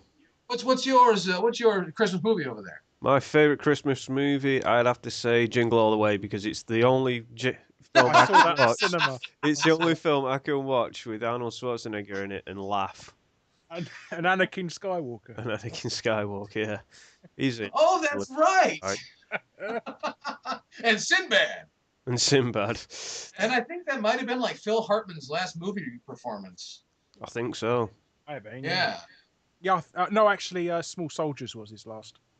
Oh, damn. Oh well. Because I got No, Jingle All the Way. That's a fantastic choice, Larry. What's the one movie you could throw out there that if they haven't heard of it, they have to go check it out? What, Christmas related or not? Christmas related, rather. I don't know. Holiday related, rather. You ruined me for saying Scrooge because I would have picked that. I'm sorry. There's so many more you could go after. Is there many? Gremlins. Gremlins is a Christmas movie. Mm-hmm. Yes, I recommend that. Muppets Christmas Carol. I can't fucking stand the Muppets. Oh, you can't. Muppet Christmas Carol is actually quite good. It's got Michael Bloody Caine in it. I love Michael Caine with a cane. He actually has a cane. There you go. No, I'm gonna think of a good Christmas movie. Okay, well, you go and sit back. Yeah. Alpha Omegason probably got a ton. Alpha Omegason, what's the Christmas? See, I was trying to think Oh, of Santa Claus the obscure movie. ones. Fucking love it. Santa Claus with David Duddleston and Dudley Moore That's the one. and John Lithgow. That movie is Christmas awesome. 2. Christmas for free. I like how we have the brain aneurysm when that happens. Oh, no kidding, right? Just Alpha Omega Sin, what do you got? Santa Claus the movie. I think that well, I've got two. I was trying to think of just random things that people may not have seen. Because all my favorite holiday movies are like very well known movies. But Well, I guess I go with that's because if they're any good, that's what they have to cling to. let's see. Bad Santa isn't too bad. Oh, that's an interesting choice. I mean, it is midgets in technically a holiday movie, but let's see. What the fuck is that? Black Christmas, I think it is the original. Oh, Black Christmas. Yes, there's lots of blood in that movie. Yes. Because Is there and put it this way, isn't that like one of the earliest slasher flicks too? As far as I know. Like I heard that Yeah, is the very first one. That's what somebody told me. It was like the very first slasher flick. But regardless, I never saw the. Oh, what's up? That one came after Psycho. I know that. I don't know. I don't consider that one to be a slasher flick. Other people do. I don't. I consider that to be like a suspense horror movie. That's just me. Well, I guess more like a psychological suspense. I don't know. Oh, it was before the genre, really. Yeah. No, it's back Psycho. to Christmas time.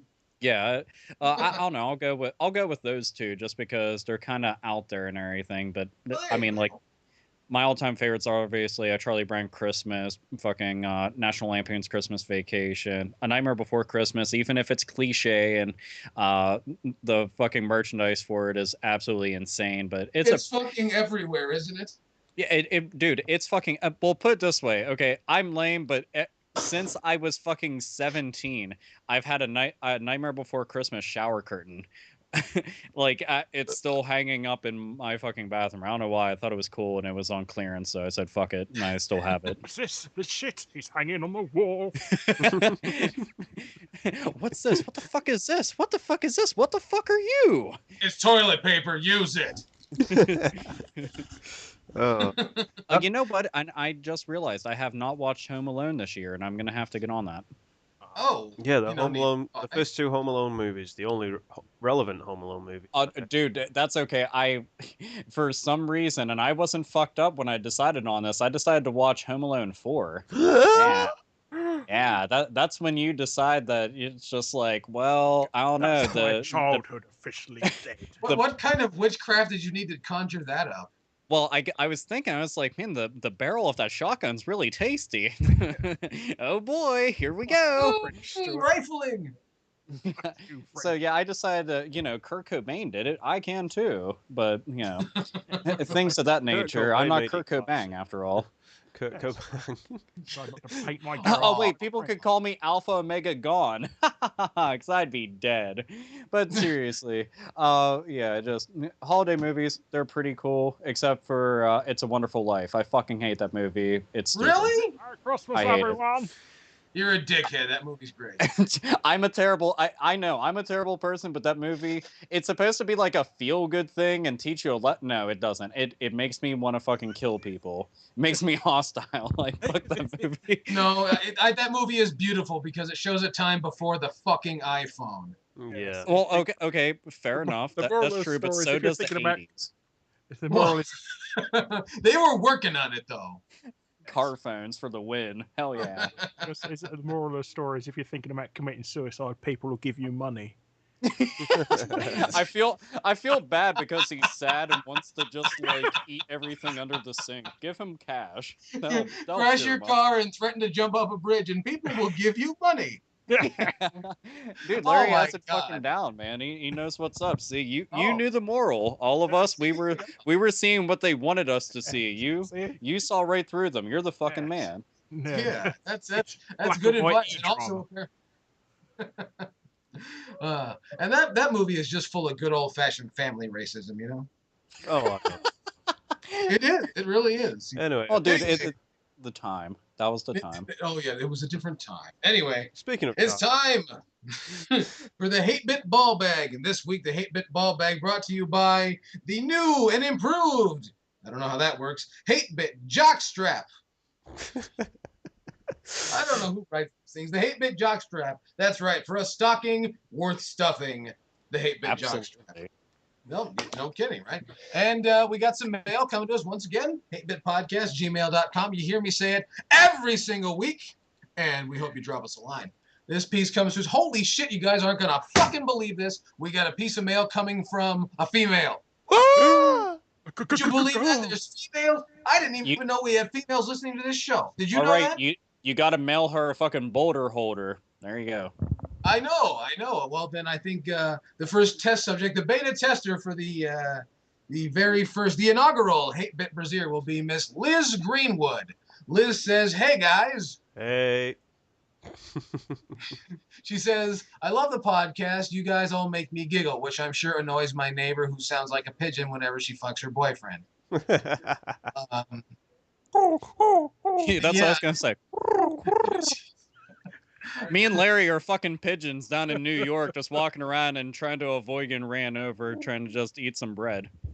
That shit happens sometimes.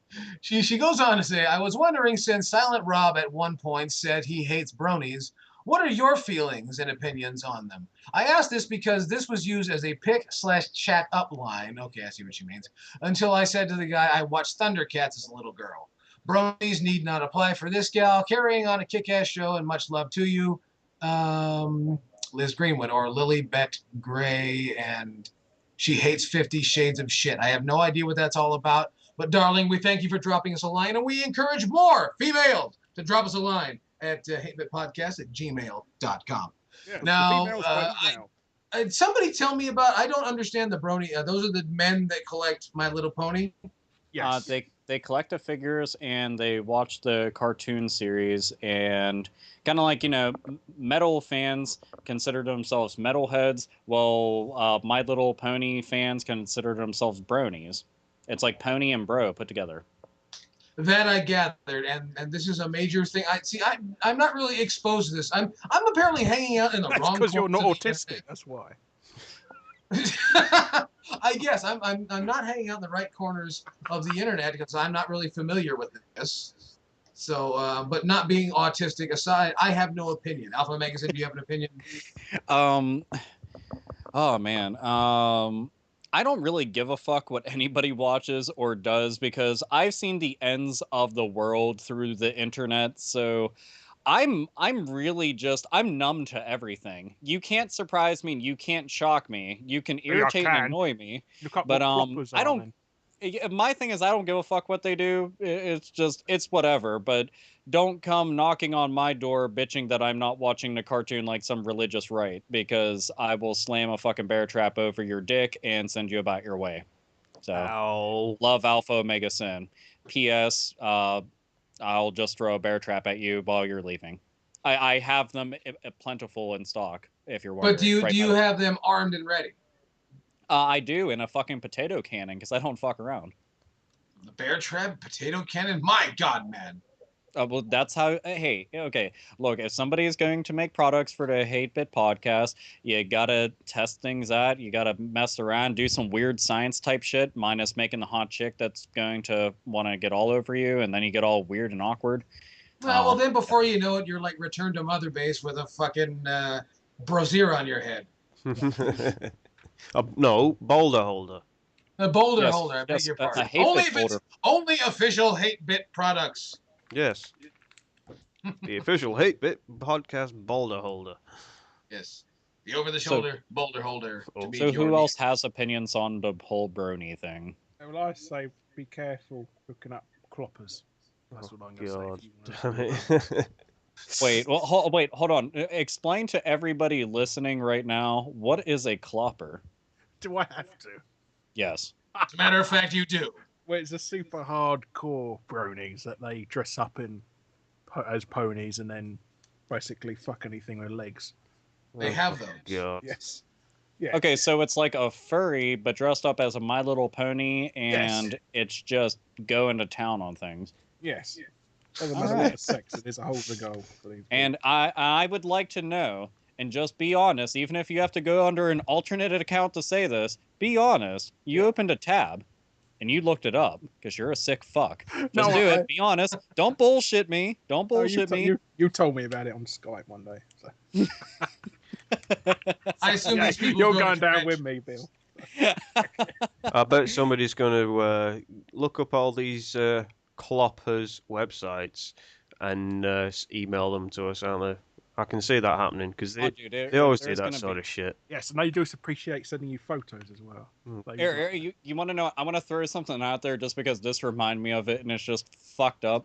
Here in Pittsburgh, we actually have a really, really big furry convention that happens once a year. Okay, now oh, that's right. Avatar, randomly, I was gonna I say would- there had to be a convention for this. Yes, absolutely. But it's fucking huge. It's pretty crazy. Now, I've left work multiple times not realizing it was going on, and then there was just furries up and down the street. And I was like, okie dokie. So I got bored the one time, and I decided to go in. I bypassed security simply by waiting for them to look the other way, and I walked on in. And while I'm hanging out in there, and keep in mind, it's me and my girlfriend. It's like 11:30 at night.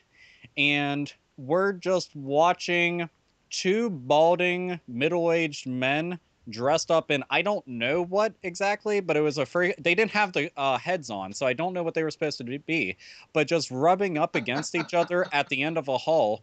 And all I could think to myself is, I'm probably gonna kill myself tonight. And I'm not gonna see tomorrow. But I didn't actually kill myself because I'm here talking today. But I was scarred permanently, ghost. and I'm never gonna think of the mascots at Chuck E. Cheese the same again. There you go. You can just imagine. You can just imagine the party guy theme song playing in the background while they're doing that. Oh, dude, it- rubbing up it against each seriously- other. Like, it was just so fucking random because they originally did have their fucking heads on when they met, I guess, and then they took them off, and it was still cool. I hope and they weren't then it making does- out. Oh, dude, they were like really sweaty too. Like I could I felt like the fucking wallpaper should have been peeling, but it wasn't. And I was like, why isn't this happening? Is hell freezing over? Stop, everyone. The things you do when you're bored and the things that you want to see. It's just strange. I think that's why I look up so much gore on the internet, because I get bored. Well, after seeing that, I was surprised he not looked up for an eye replacement. eye bleach. How about this? If everybody's just like, none of this is all that interesting, then look up amputee porn. There you go. There You won't go. want to jack off for like 2 days, I guarantee it. Or 'Cause some you're of you afraid that might. come off. Some of you actually might start jacking off for 2 days straight. I have no fucking clue. I think Alpha Mega Sin needs to stop talking about the most fucked up things that he knows about because, well, Yeah, you're supposed to be the I've nice guy. disintegrated I seriously doubt these are the most disgusting things you're aware of. well, that's very true. I would actually have to I dig think you're into giving us the censored version. Pretty much, yeah. It just Yeah. golly jeepers. That's what happens be when tough- you watch Faces of Death whenever you're in grade school multiple times. These I things know. It'd be happen. tough for us to fit in with high society at this point. Yeah, they would only have me clean their pool. That'd be a lot of fun, actually.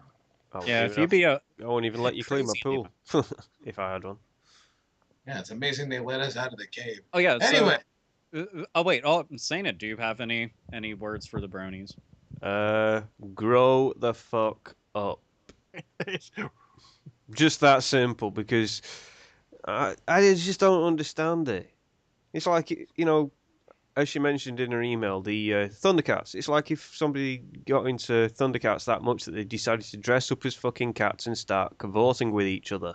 It's not exactly something you want to see. I wouldn't mind somebody dressing up as Chitara. Well, I think everybody wanted to fuck Chitara, sorry. But I've probably mentioned this before on the podcast, and that is Second Life. Second Life is the furries' hangout. That's all I'm going to say. all right. Well, there's that. Very good. Sounds like I've killed the mood there, but I don't give a shit. I know. You do that sometimes. Yeah, I know. Anyway. I've committed murder a few times. Oh, damn. Well, I won't tell anybody. Anyway, more mail right here in our YouTube inbox, so please feel free to drop us a line in the comment section or the YouTube inbox or anything like that. If you feel that you have to say something, because as we know, most people think they have something to say. But this comes from YouTube user What's His Face 042, and he goes on to say, Dear Hate-Bit Podcast, I just recently found out that there's a big group of people out on the interwebs that really dislike, or in some cases hate, Skyward Sword: The Legend of Zelda. And I don't know why. Granted, I've never played it, but I assume some or all of you have. So I'm wondering if one of you can explain all the hate and all the love to me, from Axie. P.S. You guys do such a great fucking job. Keep up the good work. Young man, you will not take that tone with me. Yeah, there has been some Skyward Sword hate in recent, since, I guess right after the game came out, it was amazing, and then suddenly it was terrible. And I don't know about the group of people myself, but I happen to enjoy the game thoroughly. Have you played it? Well, of course. How else would I enjoy it? Well, I don't know. You might be one of those. I'm people playing through it at the moment, so I think one of the issues I don't like is the fact that there's only seems to be 3 different areas, all variations of 3 levels. It's either desert, grass, or volcano. So it's all the levels, just them. So there's not much variety. Mm-hmm. So that's one of the things that bugged me about it. Yeah, but I mean, also it's because it's not Ocarina of Time. That's why everybody hates it. Yeah, and I think that's unfair. It seems like every Zelda game has had to, basically fit into that category if it's not Ocarina of Time. Well, yeah. Well, Twilight Princess is essentially Ocarina of Time 2, really. Sure. It's even more of a sequel than what's his name? The other one. Majora's Mask? Majora's Mask, yeah. Mm-hmm. The other one. So that's the problem. I think it's been so hard growing to Ocarina of Time that anything different they don't like. I've heard a lot of people don't like the flying birds either. Yeah, I don't understand the people that want the same thing every single time. It's like, that's not healthy. That's what Call of Duty's for. Well, anyway, we got one more piece of mail here in the YouTube inbox. That was a very poor transition. My fault. This one comes from YouTube user Valverdy. Hello. I guess. Hello. He says, hello, badasses. Hello. So let's get some hate in the air. He says, what series do you think needs to stop getting sequels? I'll toss Call of Duty out there so you can skip that inevitable mention. Keep hating. What games need to stop being made? I really don't care. I think they need to make more games. But Angry Birds can go die. Yeah. Need for Speed. You're good. Some good news about it. Criterion, the next game they're making is Road Rash. Yay! So as long as it's really? not... Yes. Seriously? Yes. You promise? I promise, yes. The next game they're working on is Road Are Rash. you lying to me? I am not lying to you, yes. That as long as honestly it's not Need for made Speed my on fucking motorbikes, day. it'll be all right. Will it make Chaos buy a PlayStation 3 or an Xbox 360? Well, we already have them here. I just don't touch them. It'll probably be out on the Wii U as well. Ooh. Yeah. Now he's excited. Not really. Here, I'll go toss out something that people go and possibly complain about, but I'm just being honest. I'd like Assassin's Creed to take a fucking break. Yeah. I mean, I'm not saying the series sucks, because it doesn't. I actually like it, but it started this generation. There's like 1,000 Assassin's Creed games. Just calm down and just give it a little bit of time and put them out a little bit slowly. Yeah, I've seen way too fucking many of them, and yep. That's my pick for the time. Madden, because you don't need to keep putting out. I had this conversation last night. I'm gonna go and say this right now. I go on Craigslist often. I go on eBay often. I look up stuff all the time because I have nothing else better to do on my phone. So while I'm looking, I always see people selling old sports games. They can't get rid of them. You can find them for a penny, and nobody will still buy them. So what they should do is put out just one single disc. You buy it, and then it just gets patched with the 2013, 2014, 2015 roster, and that's it.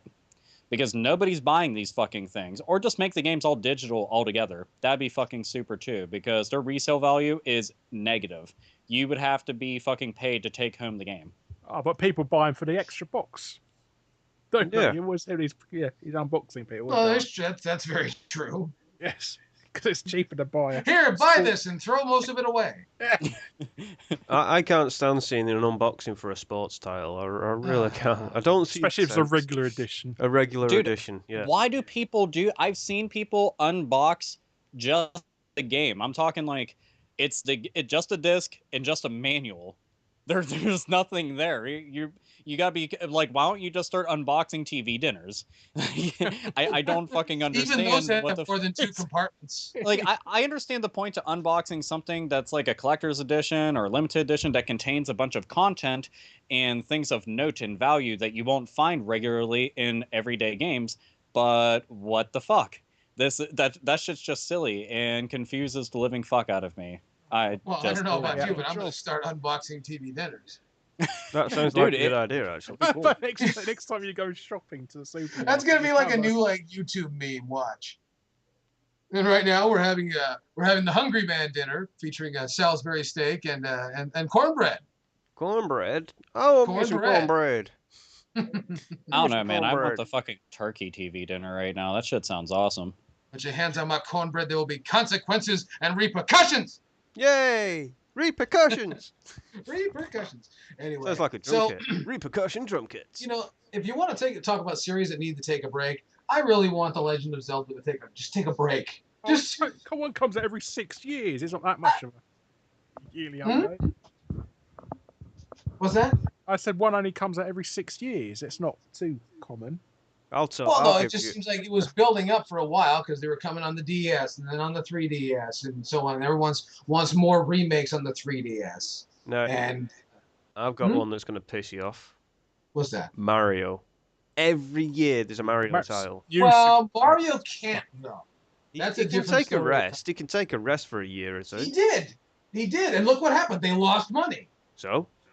The princess got kidnapped. That was not a coincidence. If you notice, the very same year, Mario's going to go away for a little while, and then they lost like a bunch of million yen. Okay, you know what? Fuck it. If we're gonna name off shit, I'll name off 2 things that I like a whole lot. I want to take a break for the greater good of the fans, so it can become like the best shit in the universe. I want Pokemon to take a fucking break, because I want them to go and I want one Pokemon game. I don't give a fuck if people are going to go and be like, yeah, well, Nintendo makes more money, but just shut the fuck up and roll with me here. I want them to make just one 3D Pokemon game on a disc with all of the Pokemon. I want it to have online capabilities through and through, MMO style. Fuck you. I just want that, okay? That's all that I would really like. And Resident Evil, take a break, go back and be like the Resident Evil remake on GameCube. I swear I will fucking love you to death. I don't want any more QuickTime events. I will stab every fucking child that I see. The end. That's it. How about Sonic? You didn't even make a demand. You threatened to stab children. Too right. Sorry, after 10 minutes of Sonic Generations, which is basically how long the game is, he needs a long break, as in years, not a year. I would like it if they just kept making Sonic Generation style games. That would be cool with me. Or how about this? All the franchises that we're saying take a break can go on the back burner for a while until they're rejuvenated. People missed them again, and they took all that time and energy to make something awesome. And let's bring back some shit like, I don't know, Streets of Rage, which we were talking about not too long ago. Let's bring back River City Ransom. Did you hear that Ruffian Games were making a Streets of Rage remake when they went bust? Oh yeah, dude, we talked. There's people saying that shit isn't coming out now. That was just. Of course, like, Ruffian's gone bust, haven't they? I don't actually know. I just heard, that's what they were going to make, but it's not coming out now. And then my heart was breaking immensely, so I couldn't actually register the rest of the information. So. It was sad. It really is to me, because I love beat 'em ups. And anytime I can get my hands on one, I'm like, fuck yeah. And that just, damn it. And also Battletoads. Aw, where's Battletoads? I need more Battletoads. Or Battletoads Combat versus Amphibians. Double Dragon. That'd be super. Would you settle for Combat Amphibians? I want to see more More Rystar. Rystar needs some more love. Yeah. Well, apart from the Game Gear one. Oh, this could go on for weeks and weeks about what could be coming out. Well, do your job then, Chaos. Well, I'm doing my job. I'm letting you have your Christmas wish, and you're allowed to talk right now. Aw. Where's my Christmas anyway. dinner, more importantly? Yeah. I want that's my very Christmas true. dinner and my fucking beer, you bastard. Where is it? Well, that's hey, it is not the job of government to provide for. No, it's the job of I your don't know. Chaos to actually dip his hand in his pocket, start giving me my Christmas bonus. Oh, well, wait. Who told you that I fill out the paychecks? Well, you're the one that seems to be responsible for the money. Shh. We have $21 to spend on Christmas. We had $21 to spend. I heard about that. Yeah, big money. I'm gonna hire Casey and the Sunshine Band to do the Christmas party. That's probably the most money they'll ever earn. Actually, truthfully, I'm gonna get them for about $3 and then spend $18 on the 12-pack of beer. Crazy. I like the idea greatly, so long as it's good beer. I know, and then you got to do that. I'm your boogeyman. Oh, that's what I am. I'm your boogeyman. That's what I ham too. There you go. That's going to do it for the Hate-Bit Ball Bag, the last Hate-Bit Ball Bag of Season 2. We thank you for joining us in the Hate-Bit Ball Bag. Don't forget it was brought to you this week by the Hate-Bit Jockstrap. For a stocking worth stuffing, the Hate-Bit Jockstrap. There's something that we got to talk about real quick before we leave halftime, because we got to get on with the rest of the show, because there's a whole bunch more of the season finale of the Hate-Bit Podcast. I was grazing across an article, which I guess this is not really breaking news, but something about the big boss man over at Steam, or Valve rather, Gabe Newell had some remarks, and this was reported by Kotaku, so take it, how you'd like it, and I hope you take many others as well, about how he insists that that living room PCs, and I guess by that meaning not only internet ready PCs, but ones that all are internet ready televisions rather, that also have web browsing capability built in, ones with Facebook and Netflix built in, that they will be a major competition for the next gen of consoles. And I just want to know what the Deus thinks about that. I think he's absolutely right. It's going to make things very interesting. This just might be the shot in the arm that the games market needs. We've been saying that about the Ouya for the past, season and a half since it was announced. I know, and the Ouya has been slow going, of course, but that seems like that's kind of bridging the gap between mobile gaming and yeah, it's more of that. And I think what he's talking about is people are now going to be able to play games and be advertised directly to these consumers without them having to make a major purchase or a major decision as to which format, since it's already built into the TV they bought. Mm. And I think it's gonna force some hands. I think it's gonna make things very interesting. Well, I'm looking forward to seeing what comes out about this Steam box, but he has all but confirmed it on the red carpet to the VGAs. Yeah, and that's the interesting thing is you figure if they were going to drop it, they drop it right around now. I mean, they don't really only have to compete with. Well, let me see. What is it? They said the Ouya is coming out in this spring? Yeah, it's coming out around about April, May time. It's looking at. Yeah, that's an interesting time to come out. But I guess right before the kids get out and they have time to play, games in the summertime. I guess that's just my theory. I like the fact that it's just it's basically tablet quality hardware, which means it's so versatile and easy to program for, and the fact that some of the games that you can get on Android just alone, they're like full 3D games near enough. And, there's some great games on there, so it's just gonna be a matter of time. Make sure that the goddamn thing works. That's all they really can do. Yeah. Alpha Omegason, you didn't say anything at all, and I command that you say something. I mean, the Steam box is something that's been rumored for like 2 fucking years now, and Steam honestly, box, I knew a girl. Let me tell you, I would love for it to come out. I really would, in the worst kind of way, because the thing is, I think for it to succeed, I would want it to just be, the Steam box. It does everything that Steam does. I wouldn't want it to venture outside of that, because we already have 8 billion devices, including a fucking refrigerator that can download apps, that can do like all the fucking multimedia shit that we need. People would like to have something that is dedicated towards doing one thing and doing it very, very well. Steam not only has all the major PC titles, but it's also got a lot of the underdogs. It's got a lot of the indie games, and they're cropping up on there all the time. Their online gaming is phenomenal on there.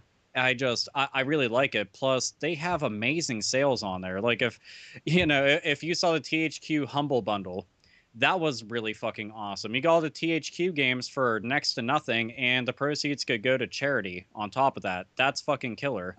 They have a lot of free-to-play games on there. It's a really good market to go and jump into, but having a dedicated machine to do it instead of having to build like a $1,200, top of the line PC. And yes, I'm well aware there's going to be some people like, you don't need that much to actually just shut the fuck up. Save your comment before I beat you with it and a fucking belt, because apparently it hasn't been done enough.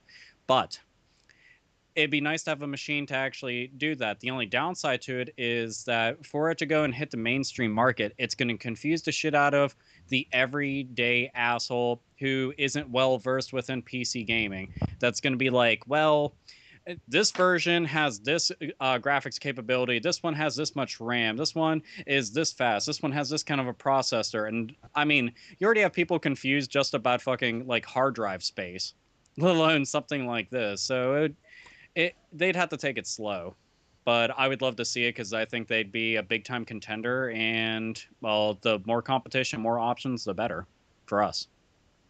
That's true. That is true. Harumph! But I like one of the things that Steam has got, and that is the fact that they've got controller specific games as well. They've got like a section dedicated for that, which I thought was an interesting thing to find. Hell, I like the fact that they let you vote on indie games to try to get them up on there. It's just like, if you can generate enough interest, we'll actually put this game on Steam for everybody to go and start playing from now on.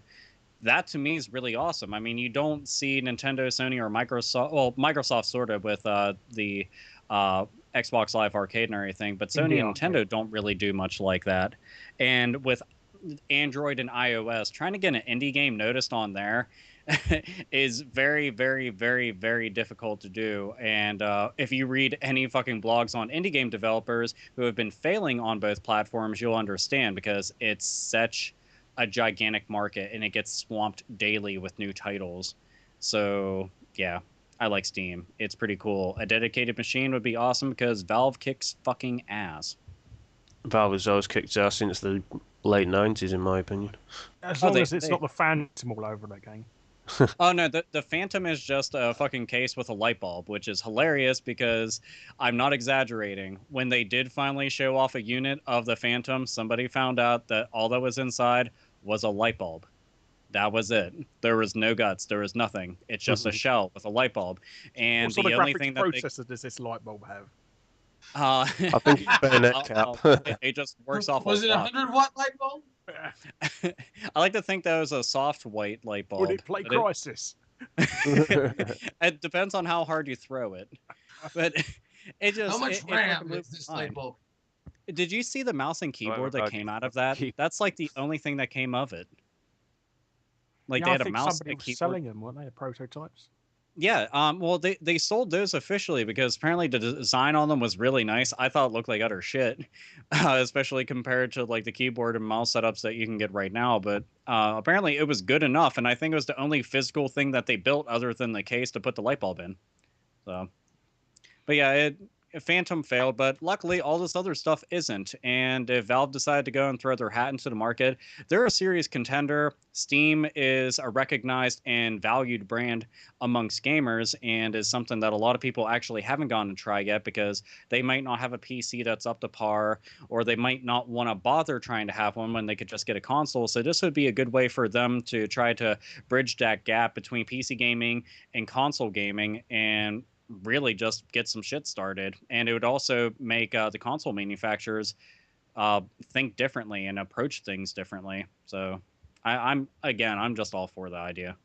Yeah, I'm looking forward to seeing what Valve actually do with this thing because, like you said, it's a console that's going to make, Sony, Nintendo, and Microsoft think, that if there's a console this cheap or, and this accessible to everybody, we're going to have to start either reducing our prices or actually make games that people want to buy. Oh yeah, and dude, it would make the fucking like the eShop and PSN think twice about putting a retail game on there for full price. Oh, that is stupid. Seriously, it's like Need for Speed Need for Speed Most Wanted. Sorry, that game on there on PSN is £60. I'm like, what the fuck? And what are they? What are their overheads? I mean, there's no packaging, there's no delivery costs of stores, there's no insurance. It's 100% profit. Dude, the funny thing about it is I've had fucking fanboys try it with a straight face telling me, well, they have to support those servers. And it's like, you're fucking serious, right? You're serious. Do you realize how much of a chunk the retail versions take? Okay, you have to have a physical copy of the game. You have to have the manufacturing sites to go and compile all this stuff. You have to pay an artist to go and make the cover art. You have to pay for the disc. You have to pay for the fucking print. You have to pay for the manual. You have to pay for the case. You have to pay to have it shipped. You have to pay to have it inside the store. All this stuff. Okay, put that all together, and we're not saving a single fucking dime off of just a little digital download that we may or may not be able to fucking have in the future. Yeah, no. See, that's my whole thing with digital distribution. It's just, like you said before, if it goes, that's it. You're not going to get it back again. Which is why I'm always going to get physical copies over download copies, no matter what. Yeah. Yeah, and Yo Chaos agrees. Yeah. I do. Chaos, what's your take on the whole thing? My take is that everything sucks, but it'll get better. Have you got Do you anything really serious think to that'll say? get better? No, that's as serious as I'm going to get. Fair enough. Do you know? See, I am doing my job. I'm making you seem funny. You're not making me seem funny. Oh, you have no idea how the audience I feels seem about it, funny let me tell you. looking. I'm Well, that's all up to you and whatever avatar you've placed in the cards this week. So we thank you for that. Anyway, it's time for the second half. The time for the second half of the season finale of season 2 of the Hate-Meisters podcast, and we're gonna open it up with another talk again about. Oh, it's time. It's time for the 2012 Hate-Meisters podcast Games of the Year. And since it's talk your about special climax. occasion. No kidding, right? This is our special occasion. No trumpets roaring or anything. Just There we go. Yep. What part about $21 is not striking it with you? I think $21 could at least get us a fucking soundboard or something. Yeah, I know. Okay, you apparently really underestimate soundboards. I just wanted to share that with you. I did. Anyway, I have. Oh no, I think I've got an Arnold Schwarzenegger one on my phone somewhere. Give me a minute. Who is your daddy? I've got an Arnold Schwarzenegger soundboard on my Android phone. Do you? Who is your daddy? Yeah. What does he do? Well, You put that cookie down! well, let's put it this way, Chaos. Stop shouting! I'm not deaf! We're going to get sued for that, you know that. I know. But anyway. I know, but Just, Chaos, this is one thing I want you to do. So don't What's give me that? crap. what? Or you could do this. Get to the chopper! There we go. We've had Arnold Schwarzenegger come. Yeah, people are going to be able to listen to this podcast for like 14 minutes and it's going to get cut off because of some claim on some copyright. You just know it. Oh, well. Anyway, it's time for the 2012 Hate-Meisters podcast Games of the Year. And since it's a special occasion, this is all being brought to you by our special guest, LarryBundyJr. Larry Bundy, your Games of the Year? I think this year's been a bit shit, to be honest. It has. We Now appreciate that's the you, attitude we like. Okay, well, I'm going to have to say Far Cry 3 again. I quite enjoyed that. Ghost Recon Future Soldier, quite enjoyed that as well. The multiplayer is quite fun. I have to disagree. Fuck off. I can't think of anything. I know the biggest disappointment for me this year Which one? is Quantum Conundrum, because everybody was hyping it up to be like Portal 3, and it was fucking boring. So that really upset me. So That's really that game where you can change, like, the weight of something. Like, it becomes fluffy and then it becomes heavy. That's it. Yes. Yeah, I saw that game. I wasn't that impressed. Exactly. Yeah. It wasn't unimpressive. It was just boring. So that's what I didn't like about it. I can't really think of anything else at the moment. Like I said, Use your head meat, man. I will try and use my head meat. I honestly can't think of anything. It's been so bloody dull. Okay, was there anything that you played that was just pretty good enough to even mention? That's it. It's everything's been instantly forgettable. I don't want to say anything like Call of Duty or anything like that because that's bloody boring. Well, actually, the single player wasn't too bad this time, but it's hardly my favourite game of the year. But I honestly can't think. We had 2 Resident Evil games out this year. Both of them were disappointing. We've had 3 actually. 3? Oh yeah, Revelations or Revlilands if you got the American one. Yeah, I was gonna say that's the one I got. Revelations. Yeah. No, it's completely out of my head. The game I'm enjoying most is Skyward Sword at the moment, and that came out last year. So That doesn't kind of count. Sorry, but all right. Larry Bundy Jr.'s favorite game of the year is from last year. There you go. There we go. That should sum shit up for you, everybody. It's been a dry year apparently. it's been an incredibly dry year. No, I did mind. What's that game? That bloody. That Bethesda one that came out a couple of months ago. Oh, Dishonored. Dishonored. That wasn't too bad. Mm. I quite enjoyed that. That was a bit of an anticlimax for me. Oh, After beginning it was like, yeah, it's looking so good ideas, but then it was all just, basically, it was a Victorian version of Rage. yeah, it just didn't work very well. Rage was a terrible game. I never got my hands on Rage to ever try it. Everybody that did play it told me not to buy it, like every single person. So I ended up avoiding it because I didn't hear anybody tell me, no, it's pretty good. Buy it cheap. So That's what I'll say. Shit, man, it's one of those games like I've got so much else to play. If I find it for like $5 or less, then I'll be like, okay. If you bought it from over here, you get it for free with Doom Bear Fear, Jeffin. Really? Yes. Well, damn, that kind of sucks because I could have gotten it for free. Gosh diddly darn. Well, it depends. What format would that be though? 360. I got PS3. I got the PS3 version.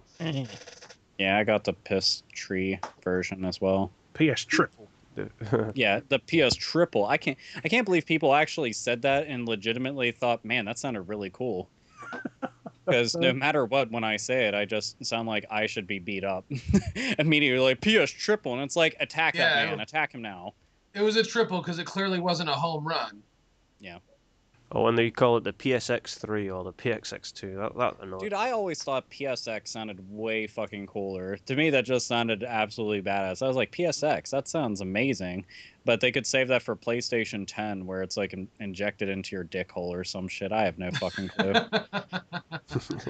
Oh, goodness Yeah, gracious. so Well, they released a PSX in Japan, didn't they? yeah, they did. Yeah. Oh no, dude, that thing is fucking horrible. Like the fucking failure rate on that, it's like it's literally like every single version of it died. Like no matter what was manufactured, it came out dead, just dead. You thought Red Ring was dead? If you thought Red Ring Born was dead, you need to get your hands on a PSX, and it's absurdly expensive if you're importing it. Yeah. Came around about $1,000, isn't it, for the top end one? Oh yeah. Oh yeah, it cost a whole lot of money. But if you're over in Japan and everything, that thing doesn't cost much of shit. You're paying like maybe $150 tops, and I'm talking like tops in Japan for it. You know, obviously converted over to American dollars and everything, but still, it was fucking nutso, man. So no other games of the year for Mr. Larry? Nothing. I can't think of anything. Like I said, it's instantly forgettable. I'm gonna remember something in a bit and then go. Well, here, but if you remember something, chime the fuck in here. But Chaos, what are some of your games of 2012 and all the other Oh, good man. stuff. Kid Icarus Uprising. That was Fantastic. last year. No, No, that was this year. That was this year. That was March of this year. Yeah. Wow. Everyone was just in a big hurry to fucking dismiss it. I know, I did. And I finally came back to it, and it's fantastic. But as Larry pointed out, it has been a bit of a dry year. And that's really the only one that really stuck out to me. And I'm once again struggling to throw something into the mix here. That Style Savvy game looks kind of cool. So No your one game- laughs. you- You're supposed to laugh at that kind of thing. Hehe. There you I know. I know That's my Sainted laugh. Magnus played a bunch of games this year. I bet he's got a monstrous list for games of the year. Right, let's start. Resident Evil Revelations has to be on my list somewhere because that was just fantastic. It was a Resident Evil game that I actually wanted to play. That was supposed to be Resident Evil 6 at one point, wasn't it? Oh, it was. But it shows exactly what the 3DS can do and what it can't do. Shame it's not a console game. Oh, it's going to be a console game someday. Right, moving on. I suppose Kid Icarus Uprising was okay, but I didn't enjoy it personally. That's because you're a left-handed homo. Shut up. Let's see. Stroke resistant. I'm just going through my list of games. Max Payne 3 has to be in that list, definitely, because it's just such a fun game so far. Yeah, no, I quite enjoyed that, yeah. Dishonored needs an honourable mention because we sung its praises for the best part of, 6 months, and it comes out and we're like, yeah, it's okay. But my ultimate game of the year is Borderlands 2 because it was just perfect. It's just funny, it's got a decent shooting elements, and it's not that much of a long slog to get from one place to another. So, yeah, that's my list. Good list, though. Yeah. Well, that's a good list. Very good list. Mr. Omega Sin, your turn. That's Yeah, Admiral actually, Omega Sin. I legitimately did make a list. Let's see. I'm gonna have a list of like legitimate. This game's just amazing, and then the list of Alpha Omega Sin likes these games so much. Fuck you. I think they're games of the year and all the other good shit. But anyway, so legitimate games of the year: Resident Evil Revelations, The Last Story, Max Payne 3, Xenoblade, Borderlands 2, Darksiders 2, Sleeping Dogs, and that's it. Yay. As for games that aren't perfect, but I don't give a fuck because I enjoyed them thoroughly, and I will always tell people that they should try them out and play them. Yakuza, Dead Souls, just fucking love that game because it's Amazors and then some. Lollipop Chainsaws, because Lollipop Chainsaw deserves a lot more credit, despite the fact that it's not perfect. It's still a damn fun game. Let's see, what else? Double Dragon Neon, because I will keep talking about how awesome it is. Code of Princess, because, beat 'em ups are fantastic, just like Double Dragon Neon, so play that. Lego Batman 2, because it's the best Lego game that there is, and there's a lot of Lego games. Yeah, that's pretty much my list that I have here. Yay, go me. Go on, Chaos. You must have a list of Nintendo titles you could throw out there. Well, of course I do, and everyone's expecting that. But I'm trying to think which ones are actually game of the year, And I had to say, there's a Nintendo eShop exclusive that some people you should be familiar with it. It's the sequel to Pushmo, which is called Crashmo. If you haven't heard of it, check it out in the Nintendo eShop. Good stuff. That one, and I already said Kid Icarus Uprising. And I'm trying to think, is there anything else? I would say Mario Tennis Open, but realistically, this time around, Mario Tennis Open was just Mario Kart with tennis. So, damn fine game, but would I put it on games of the year? Not really. But still a damn fine good time. Oh, that's good. That's all good all around then. So that's good. I'm glad we all had our somewhat of a list, and that's why we get to get. Larry, did you think of anything else? I just went over IGN's 30 most anticipated games of 2012, and most of them went into the list. And they got things like Tomb Did Raider. I actually buy any of these? Yeah, Tomb Raider, Grand Theft Auto 5, and The Last of Us and The Last Guardians on their list. Which sadly, Hitman Absolution, that wasn't too bad, I suppose. Like I said, it was a very dry year, wasn't it? Oh yeah. It's incredibly disappointing. Well, you want to know it? No matter what, all of our lists are 10 times better than everything that showed up on the VGAs. So, Yeah. Hey, so we got that going. So what would we say our overall game of the year would be then, out of all of us? Oh, the one that we would put our names on and say it's absolutely. Oh, I did mine Zombie U as well. I thought that was Yeah. quite fun. oh man, all-time game. I have trouble just picking one. That's my main issue because I look at everything as a whole. We have to pick one. One that with the hate bit podcast as a whole says this. The one that we openly endorse. Yes. Alrighty. Well, you said Borderlands 2 for your game of the year, so not to go and pick your title because I probably would be prone to picking that, but I'll say Xenoblade. Well, Xenoblade came out last year for me, so it doesn't count for me. Oh, yeah, I So, forgot. Yeah, yeah. you guys got that early. This goddamn international restriction. Yeah. I'd say what. Yeah, that's PAL territory. Don't get fucked over for once. Yeah. I'd say. Yeah, tell for you what, once, finally. Tell you what, will we all agree? Resident Evil Revelations on the 3DS. Yes. I never played it enough. I've got it, but I've never Well, played then pretend. it. Okay, I'll pretend that it. Pretend. It's one of the best Resident Evils I've played, period, so I'll go along with it. Right, so All right, the official 2012 Game of the Year from the Hate Bit podcast is Resident Evil Revelations on the 3DS with the thumb pad. Yeah. Until it makes its way to consoles and is going to control properly the entire time. Yeah. I know. It'll be fantastic. And if they put fucking more QuickTime events in it than Resident Evil 6, I'm going to go to fucking Capcom and burn the fucking building down.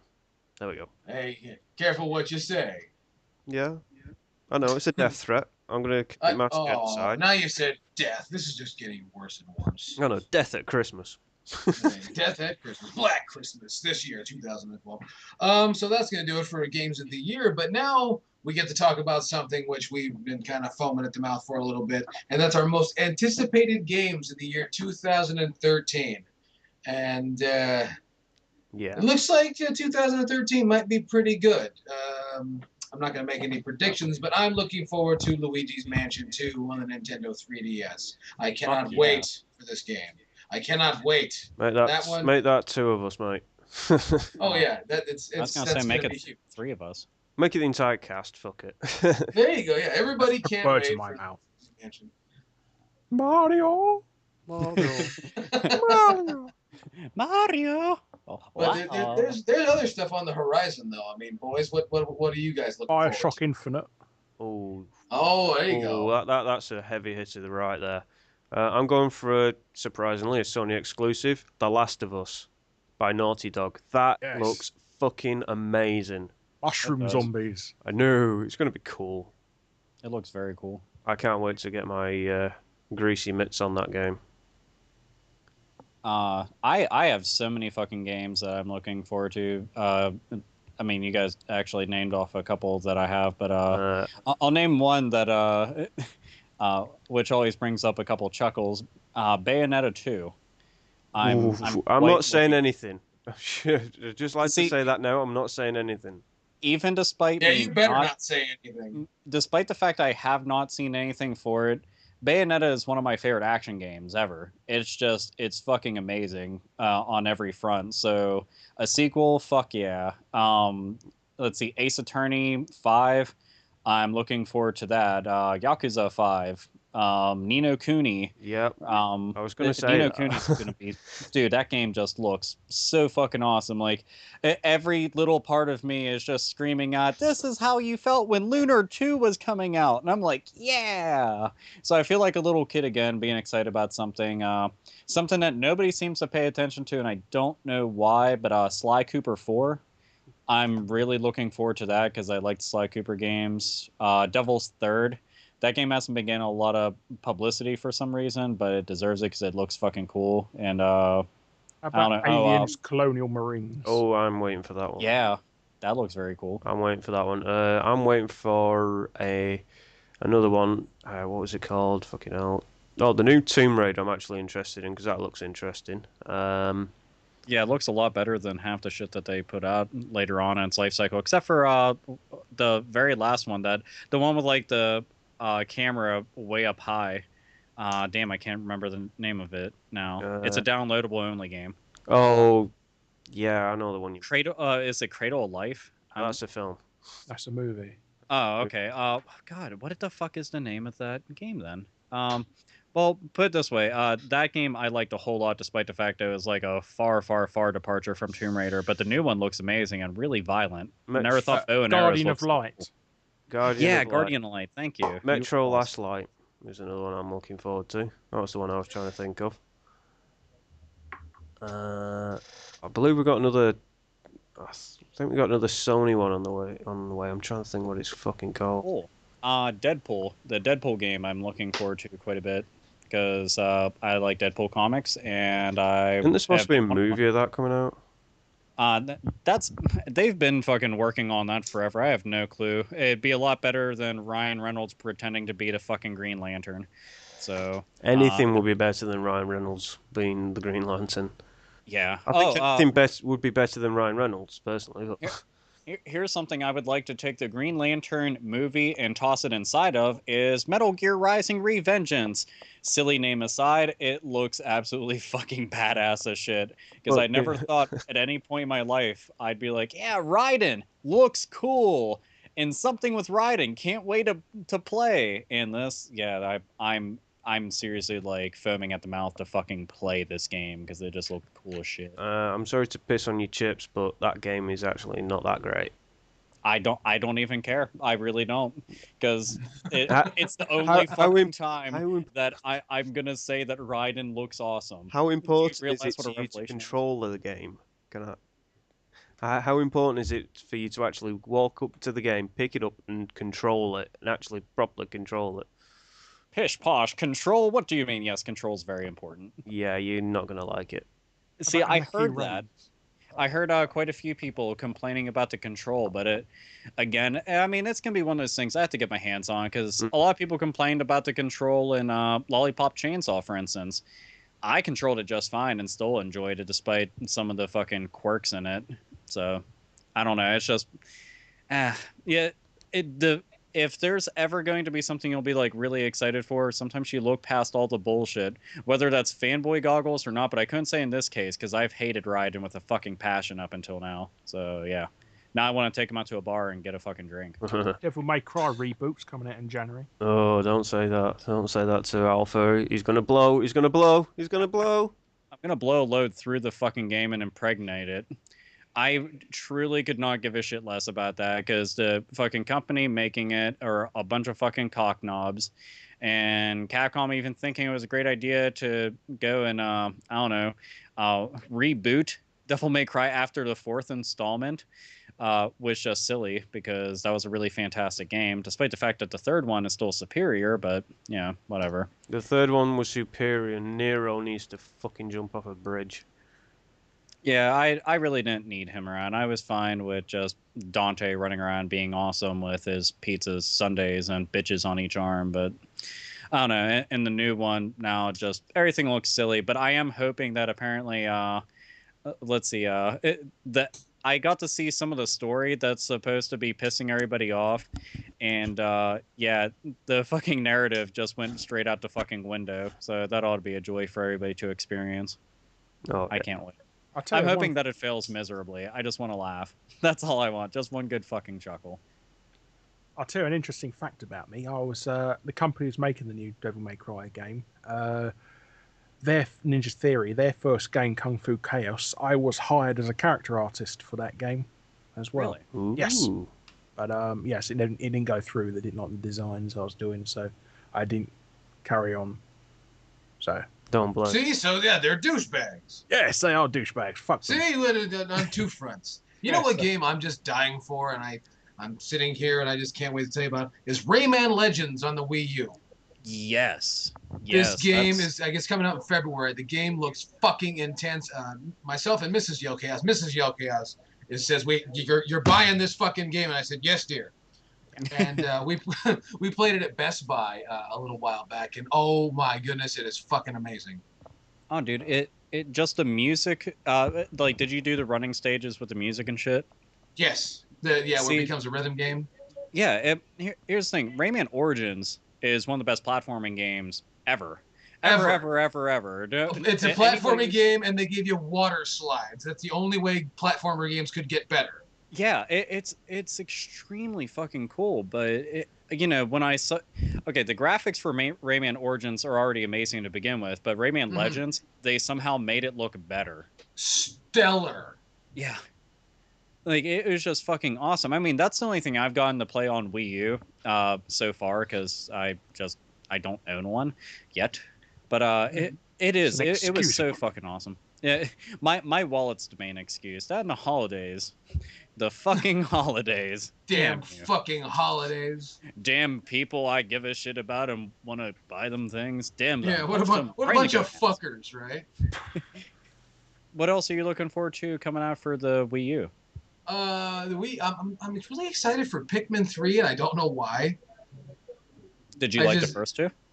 I liked the first one. I didn't play number 2, and I plan to before the game comes out. Now, it's been delayed, mind you. I guess it's pushed back till like May or something like that. And I don't mind that. I figure take your time, get it right. Other people could learn from that. Yeah. I'm not going to name names. Or name companies. Yeah, I think they come from Maryland, but anyway. So I think that's important.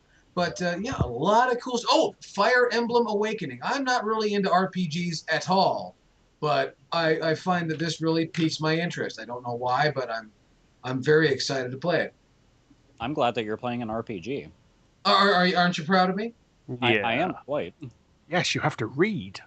I know, it's fantastic. What's funny is the one thing that convinced me to try RPGs. There's a little, basically an unadvertised little game that works with Street Pass in the Nintendo 3DS called Find Me. If you guys are familiar with that game. No. And that is an uber stripped down RPG, much like Pokemon. And suddenly I'm like, oh, this is fun. All right, I'm going to try an RPG. And I decided that Fire Emblem Awakening is the first RPG where I'm going to sit down and I'm going to take it seriously and I'm going to finish this son of a bitch. So turning over a new leaf. Is that your New Year's resolution? No, my New Year's resolution is to not kill you. No, that was last year's. Oh, that's right. Yeah. Oh, game on then. I think so. I think I can do that. Yeah, make that my resolution to finish this goddamn game, and I think I will. Good on you. So But, that pretty much clears up 2012 for us in 2013. I know, man. 13. There's. I just feel it, and I have this feeling, and I don't want to, feed, any misdirected flames. But I think this 2013 might be a pretty damn good year. It's shaping up nicely. Now, mind you, for the wrestling fans, I'm going to set the stage for you. This is essentially going to be, I think this is going to hit us the same way like Royal Rumble hits you every year. It sets you up for what's going to be a real good WrestleMania, and then... Yeah, it kind of deflates like your chaos did then. It does. So, but you know what? Just I think it's going to be something good, or at least it's looking to be pretty good. So don't get too excited yet. Fingers crossed. I mean, fingers crossed. That's very important. Anyway, Fingers crossed. High hopes, that sort of thing. So that and all that good stuff, and just sit tight, because here it comes. That sounded like rape, didn't it? yes. Okay. Well, that happens on this show. But that's going to do it for the most anticipated games from the Hate Bit podcast in the coming year 2013. And now, as you know, it's around the holiday time in the northern hemisphere, anyway. And we talk about video games on here. If you've never heard our program before, you may have picked up on it once or twice. And we're old guys, and we have our memories of holidays past, and video games do have a certain semblance, with this being one of the biggest consumerist holidays in the history of the fucking universe. So, right now, the Hate-Bit Podcast is going to share with you favorite Christmas gaming memories. And you know who tells a real good Christmas story? Alpha Omega. And Alpha tells what National Lampoon does from time to time. Alpha Omega said, can you tell us a happy Christmas story? I can. I'll tell two quick ones and just smash them together. One of the coolest Christmases ever was when Nintendo 64 came out. Nintendo 64! Well, you gotta have the remix. It's like 64. Oh my god! 64. But all remixes aside, when that came out, I mean that's what I wanted. I remember reading through my EGM magazines, my Nintendo Power magazines, and talking to my friends about it. I wanted a Nintendo 64 in the worst way. I had Nintendo, I had Super Nintendo, I had Game Boy. My brother, he had Sega Genesis and PlayStation, so I got to have, the best of both worlds. But I was the Nintendo kid. Well, my mom managed to find one at a retail outlet called Hills. They don't even have that fucking store anymore. It got bought up by Ames, and then like a couple months later, they just went bankrupt, which is fucking ironic. But she ended up finding one there, and the two games that I wanted was Mario 64 and Wave Race 64. Wave Race was like one of the most amazing looking things to me, and Mario 64 made me shit my pants. It just like at the time it was like Mario is in 3D. Mario is in 3D. Holy, what are you doing? How are you? Like that voodoo you do, Nintendo. Like this form of mysticism isn't supposed to come out of an electronic device, but it did. And unfortunately, she could not find a copy of Mario 64 anywhere in Pittsburgh at all. So she ended up giving me the other game I wanted, which was Mortal Kombat Trilogy. Oh, and you so. Yeah, unfortunately, the Nintendo 64 control pad is not good for fighting games, as everybody knows. But except for Smash Brothers, but that's a different beast in itself. But yeah, she also got me a TV that year, because I was playing on a TV inside the kitchen all the time. But I woke up, I had a fucking 19-inch little Samsung tube television with a Nintendo 64 hooked up to it, and the game sitting there. And it was hidden behind my Jim Carrey The Mask cardboard cutout. And she pulled it to the side. There it was. And she woke me up at like 5 in the morning, and I'm groggy as shit. And I did not flip out like the Nintendo 64 kid. And she wanted to fuck my day up because she wanted me to basically explode like fucking Pop Rocks and Coke and stuff. And I didn't. And then I sat there glued to the TV, and nobody could do anything about it. I would not stop playing it. It was awesome. And the other one is she got me Lunar 2 and a Game Boy Color with Pokemon Silver. The only things I wanted. The limited edition version of Lunar 2. I still have all that stuff to this day. And the Lunar 2 is like my favorite gaming item I own. Sentimental value, of course. So yeah, I was really happy to have all that stuff, and it meant the world to me. So it's good memories and good times. Oh. Yeah. That's nice. Saint Magnus, do you have a nice story like that? No. Oh. I have stories of disappointment. No, I'm only kidding. Oh, well then maybe you should tell it right now, just to level things out, because right now I think the audience is far too high on tasty happiness. 1993. Oh no, wait. Happy stories never start with 1993. Dude, nobody ever starts anything happy by saying it that year. Way. I'm trying to do the whole, the Law and Order thing where it just goes, dun, dun, oh, and it shows the date. Yeah. Okay, hold on. I'll do it for you, and then you tell your story. Ready?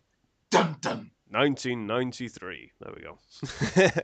Yeah, so back in 1993, I was 9. I got hold of my first Mega Drive. of my own, and I was like, I got what 2 games for it, and they were what bundled with the thing, and that was Sonic the Hedgehog 2, and it was Mega Games 3, which was pretty cool, considering it had like it had Thunderblade, Super Monaco GP, and Alien Storm. I wanted to get a Super Nintendo at the time, and my dad was like, "Yeah, we'll get you a Super Nintendo. We'll get you a Super Nintendo." I was like, "All right, cool," because I always wanted Nintendo instead of Sega, so it was kind of like what my dad could get at the time. So he gets me this Mega Drive 2, and I was like, "Oh yes, Mega Drive! I want to play this." I forgot about every single present that I owned, and I thought I wanted to set it up. Would my dad get up? No. It was gone 1:30 when he woke up and finally set up the bloody place, the Mega Drive, and I'd sat there all day, didn't even touch my Christmas dinner. Yeah, so that's my little happy memory of Christmas. Ever since then, it's just been shite. It's Boy, I'm abusive not going to child ask you to tell happy neglect. stories. I'm not a very good storyteller. No, yeah, you're just not good with making people happy. No, I'm a screw. That's Alpha Omega Sin's job. Yeah. It Yes. is. But anyway, Larry Bundy, do you have a happy Christmas story to tell us all? I think so. I think it was 1990. Oh boy. Yes. No, it's not. It's not a bad story. Basically, did you ever, when you were younger, sneak try and find your presents hidden anywhere? Oh, absolutely. Yes. Yes. Well, that's why I done that, and I found this box, this interesting looking box, and I tore open a peek of it, and it was a Game Boy.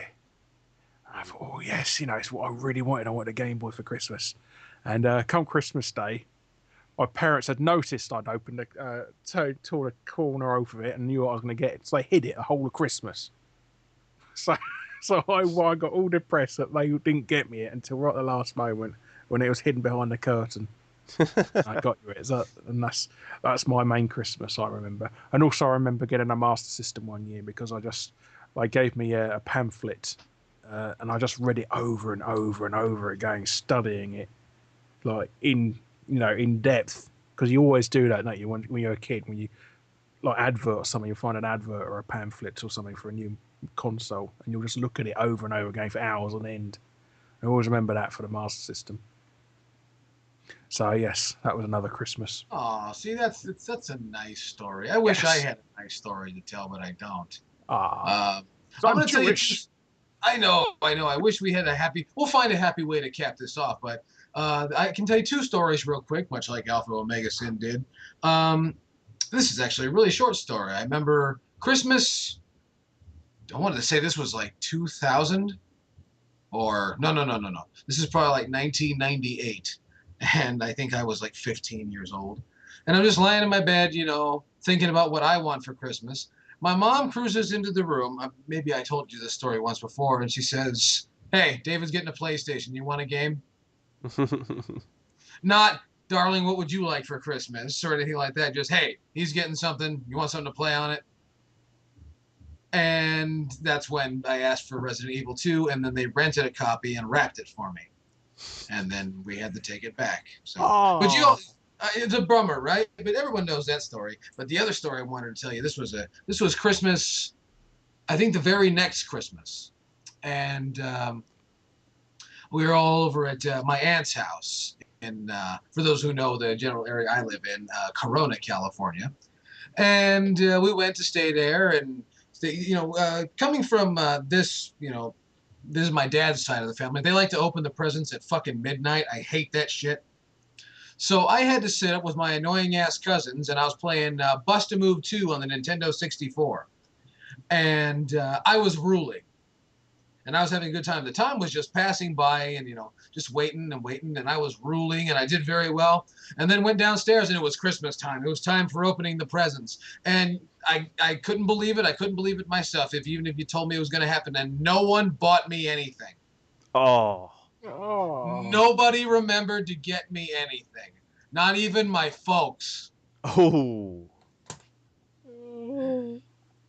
And I have to say that thanks to that devastating mark on my psyche, every Christmas since then has been so much better. Because even ones that sucks, like, well, it couldn't be any worse than that. So, yeah, ha ha ha ha ha. Oh, that makes me want to go out to Toys R Us now and buy you a present. Oh, you don't have to buy me anything. However, However, you you would support me in my run for president in 2020. I'd really appreciate it. I want to support your album, but you've not finished it yet. Well, I'm working on that too, and I thought that was going to be a Christmas present for the entire Hate Bit audience, but it didn't work out that way. But, very soon.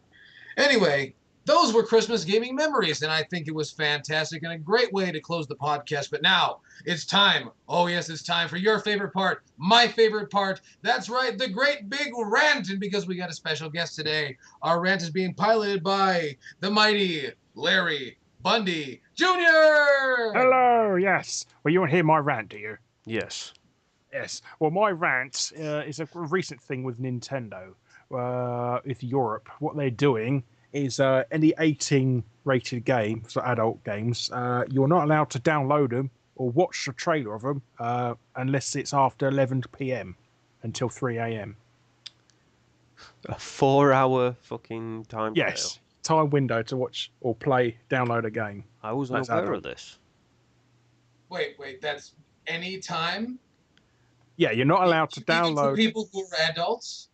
Yeah, you're not allowed to download the game, or you're not allowed to watch any trailers for it. Who came up with this? The Germans? It is the Germans, yes. It was The Germans. Yes. It was the Germans. Yeah, the Germans. The Germans are the people that when Cannibal Corpse comes to town, they don't let them play anything from the first 3 albums because it's illegal to sell those albums in Germany. Well, it's because the music will invoke the resurrection of Hitler. That's why. Apparently so. That's interesting. Yes. What happened between 1939 and 1946? Nothing. We're on vacation. But is that true? So Yes. you just can't. No, you can't. You can play them, but but you can't download them or watch the trailer of it. Really? Yes, That sounds like a bunch of shit. it is because they're deeming laws from Germany on the rest of Europe. I think that's, Probotect all over again. I think that's awful. And how does this make you feel, Larry Bundy? I think it's patronising. I'm an adult. It's self-governing of children, really. I mean, you're not letting kids download games from using your credit. Yeah, I mean, I think, it's like the parental settings are one thing, but this is a bit overboard. Yeah, I just think it's one step too far, and I think it will cost them as well. It's cost them sales. This is the same reason why they've put blood in their games, wasn't it? After the sales dipped because of Mortal Kombat. That was fun. There was that, exactly. So, goddamn Germany. Yeah. However, they are the ones that gave us the tradition of the Christmas tree. Yeah, I thought it was Austria. Huh? Yeah, was it Austria? Yeah, because Well, that's called Germany now. According to my American public school textbook. Damn. you went to public school. Oh god. Oh, well, hey, wait a minute. Alpha Omega said, don't you hate the self-governing of children? Yes. This is an exciting close to the This podcast. is an exciting closer, I know. Well, fuck all this bullshit. You really tell me that everyone, we got to make everything for the children now? Some things are not for children. That's why there's a goddamn mature sticker on the fucking thing. Well, yeah. I always say it just goes back to the parents.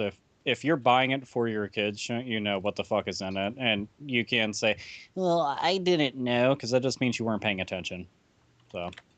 Yeah, that's fuck you and fuck all the parents that are going to be spending all this money on the video games coming this holiday season. Anyway, it happened again, and you've wasted a perfectly good chunk of your life listening to the season finale of the Hate Bit Podcast Season 2. We thank you for joining us. Joining me was Alpha Omega Sin. Let's see. How do I close the end of this? For the holidays, do not contract any STDs, and just remember, my dick is bigger than yours, but it's okay. I still love you. That's all. Alpha Mason. The Supreme Sainted Magnus. The Supreme Sainted Magnus. Yes, right. I'm just going to make it plain and simple. It's not happy holidays. It's Merry fucking Christmas. End of story. Have a good one, folks. Don't drink too much, and make sure you enjoy yourselves. Laters. And our very special guest, Larry Bundy Jr. Let's wish you a happy holidays and a happy new year and all that generic bollocks. Bollocks. There you go. And I'm Yell Chaos. And on behalf of everybody on the show, we want to wish you hateful holidays and a prosperous new year. We'll see you next time. Until then, enjoy eggnog and all that sort of thing. And make sure when you get a chance, see your boss at your job, look him right in the eye and tell him what a cheap, lying, no good, rotten, four-flushing, low-life, snake-licking, dirt-eating, inbred, overstuffed, ignorant, blood-sucking, dog-kissing, brainless, dickless, hopeless, heartless, fat-ass, bug-eyed, stiff-legged, spotty-lipped, worm-headed sack of monkey shit he is. Hallelujah. Holy shit. Where's the Tylenol? You guys have been great, and we have been the Hate Bit Podcast. See you next year. He deserves a gold star. Yeah, I'd say that. But Yeah, basically, no, that basically might, what yeah. I'm going to say is repeat what you just said, but imitate yourself. There we go.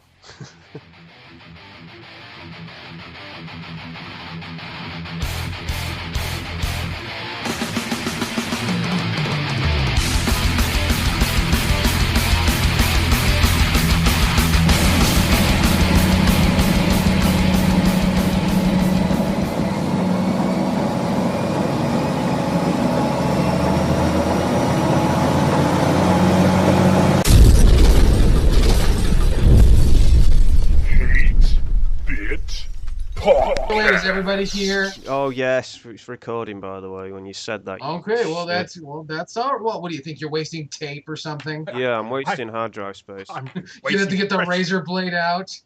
Yeah, it Oh, just means it's got more editing to do. That's all. Oh, more edit. You God, he's cut gotta once, and press you cut it stop and again. start You know we get it in one take. I know. Come on, get on with it, you fucking. Editing, it's end capping, and you know it. Get on. You with it. deal with such a Get on with caliber it. of talent. Get You don't on make with the it. rules English. God damn it, Bill, you there? Oh, I'm here. Okay, everybody's here. Fantastic. Okay. Are we recording? Yes. All right. In 3, 2, 1. Anything to try and put you off, like you put me off. Oh, there you go. Whatever. The Hate Bit Podcast, Season 2, Season Finale, starring Alpha Omega Sin. Howdy. That's all. Just howdy. That's all you get this time. Howdy. The Sainted Magnus Show. Howdy. Why You're do a you sound like you're in copycat. a bathroom anyway? Chaos. I don't know. Does it sound that way? You sound like you're in a bathroom. Did you ever think that he might be in the bathroom? That's I mean, I'm that's- thinking.